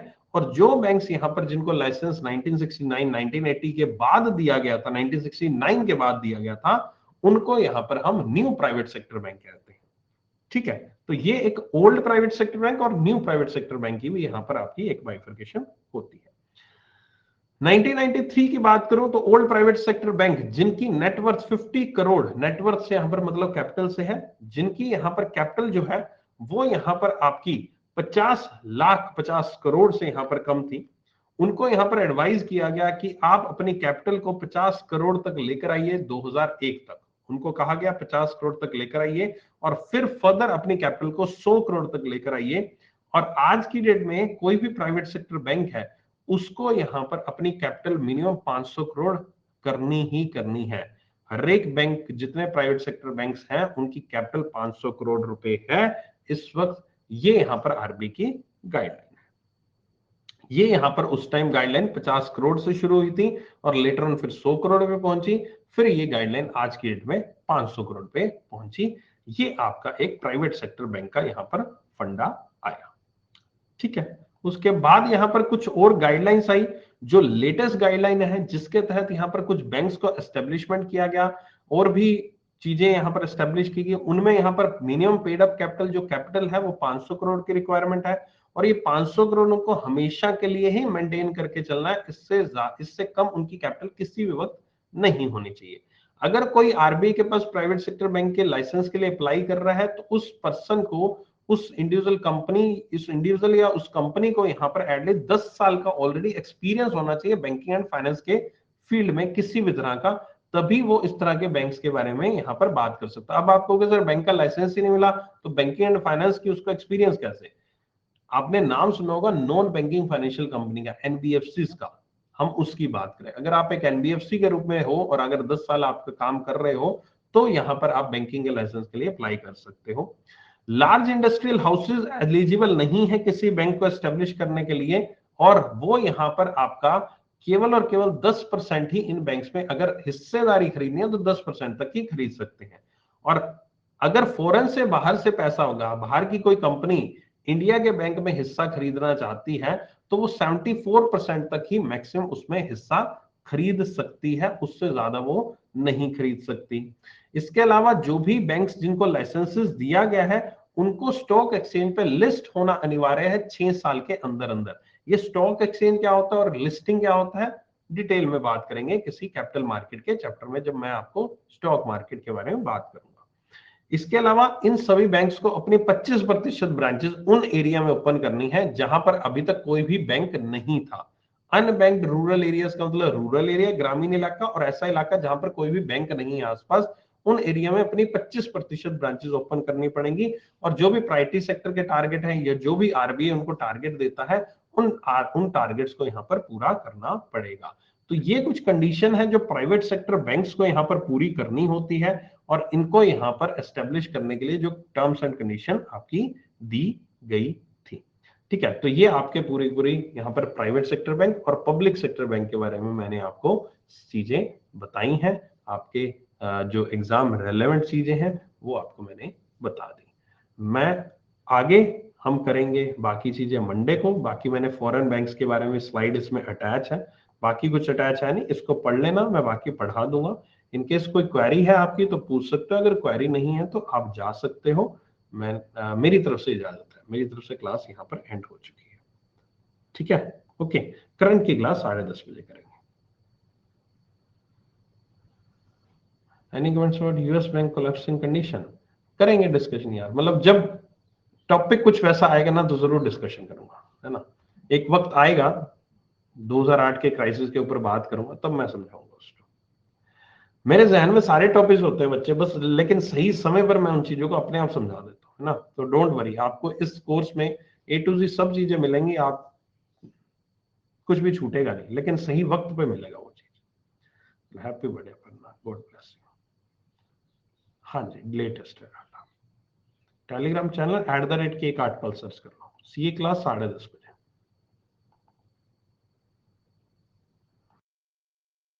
मंथली सीए पीडीएफ कुछ दिन में मिलेगी, 3-4-5 दिन लगेंगे। प्राइवेट सेक्टर, अच्छा तुम वो पूछ रहे हो सर ओल्ड प्राइवेट सेक्टर, वो मैं लिस्ट दूंगा। जो प्राइवेट सेक्टर बैंक्स है ना जितने भी, public sector bank, public sector की तो दे दी, प्राइवेट सेक्टर बैंक की लिस्ट दूंगा मैं, लोकल एरिया बैंक वगैरह, वो small finance bank, payment bank, वो सारे सर एक पर्टिकुलर लिस्ट में कल की क्लास में, मंडे की क्लास में अटैच कर दूंगा। ठीक है, तो आपको पता लग जाएगा। Old PSB, new PSB, nationalisation से पहले 1969 से पहले जितने भी बैंक्स थे जिनको नेशनलाइज नहीं किया गया था, जो प्राइवेट सेक्टर बैंक नेशनलाइज हो गए वो तो पब्लिक सेक्टर के अंडर आ गए। जो प्राइवेट सेक्टर बैंक नेशनलाइज नहीं हुए उनको ओल्ड प्राइवेट सेक्टर बैंक कहते हैं, और जो बाद में जिनको लाइसेंसेस दिया गया उनको न्यू प्राइवेट सेक्टर बैंक कहते हैं। तो फिर उससे पहले एसएफबी वर्क कर रहे थे, एसएफबी की तरह वो वर्क नहीं कर रहे थे, वो एज ए एनबीएफसी काम कर रहे थे। एसएफबी बाद में आया, पहले वो एनबीएफसी की तरह काम करते, ये वैसे ही किसी और तरह की फील्ड में काम कर रहे थे। कब स्टार्ट होगा स्टडी नीति वाला सी क्विज कौन सा आ गया? करेंगे, एमसीक्यूज भी करेंगे। State bank of Sikkim private है, पब्लिक सेक्टर नहीं है। पब्लिक सेक्टर बैंक की तो सारी लिस्ट मैंने आपको दे दी है। उसके अलावा अगर आपको कोई भी और बैंक अगर आपने आसपास देखते हो तो वो प्राइवेट सेक्टर बैंक ही होगा। ये पब्लिक सेक्टर बैंक की ही लिस्ट है सारी, है ना। बाकी मैं और डिटेल में पूरी लिस्ट और एक साथ दे दूंगा, वो नेक्स्ट क्लास में आपका डिटेल में रहेगा। कोई major difference schedule and non schedule bank में सर? बच्चा इतना बड़ा तो डिफरेंस मैंने बता दिया, शेड्यूल नॉन शेड्यूल का इतना सारा तो समझाया मैंने यार, कम से कम मैंने 20-25 मिनट लगा के समझाया। मेजर डिफरेंस यही तो है, मेजर डिफरेंस, इससे बड़ा मेजर डिफरेंस क्या होगा कि उसको फाइनेंशियल अकोमोडेशन नहीं दी जा रही, उसको रेमिटेंस फैसिलिटी नहीं दे रही। ये बहुत बड़ा डिफरेंस है। आपको क्या लगता है छोटी मोटी बात है? ये बहुत बड़ी बात है, बहुत ज्यादा बड़ी बात है, जैसे ह्यूज डिफरेंस। ये इतना डिफरेंस है कि बैंक ऊपर नीचे हो जाते हैं। कस्टमर, अगर आपको मान लीजिए मैं कह दूं कि हमारे बैंक में ऐसी सुविधा उपलब्ध नहीं है जिसमें आप एक बैंक से दूसरे बैंक में पैसा भेज सको, क्या आप ऐसे बैंक में खाता खुलवाओगे?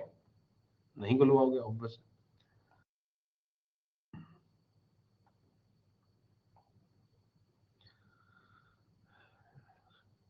हाँ, वो 200 है। हम केवल प्राइवेट सेक्टर बैंक की बात करें, मैंने स्मॉल फाइनेंस बैंक की बात करी, मैं तो सिर्फ प्राइवेट सेक्टर बैंक की बात करूँ। Small finance bank, payment bank अलग डेफिनेशन है।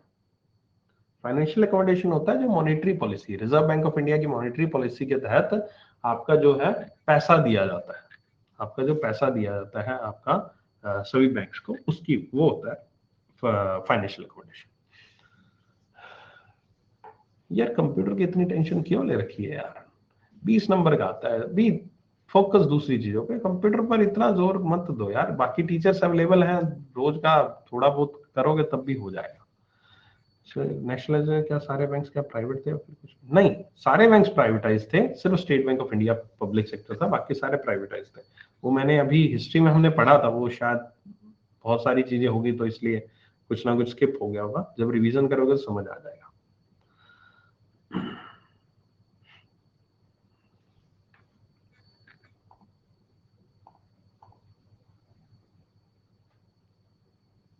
एमसीक्यूज में ऐसे कंपाइलेशन कोई एमसीक्यूज का नहीं देता, हाँ मैं जरूर आपको टेस्ट वेस्ट लेता हूँ, वो हो जाएगा कुछ देर में। चलो, एनीथिंग एल्स, कुछ और पूछना है? रैप अप करूं, क्लास को बंद करें, खत्म करें, मंडे को मिलेंगे फिर। ठीक है, चलो ओके, चलो मंडे को मिलते हैं फिर। बढ़िया से इसको रिवाइज कर लेना एंड आप अपडेट कर ले भाई, मेरे स्टडी नीति ऐप ओपन हो रहा है यार, ऐसा कोई दिक्कत नहीं है। कहीं ऐसी दिक्कत होती तो भाई साहब अभी मैसेज पे मैसेज आने लग जाते हैं। एप्लीकेशन अपडेट का कुछ पेंडिंग होगा या अनइंस्टॉल करके इंस्टॉल कर लो, हो जाएगा, है ना? ठीक है, ओके चलो, thank you so much and मिलते हैं फिर 10:30 बजे करंट अफेयर्स की क्लास में। Thank you, bye bye.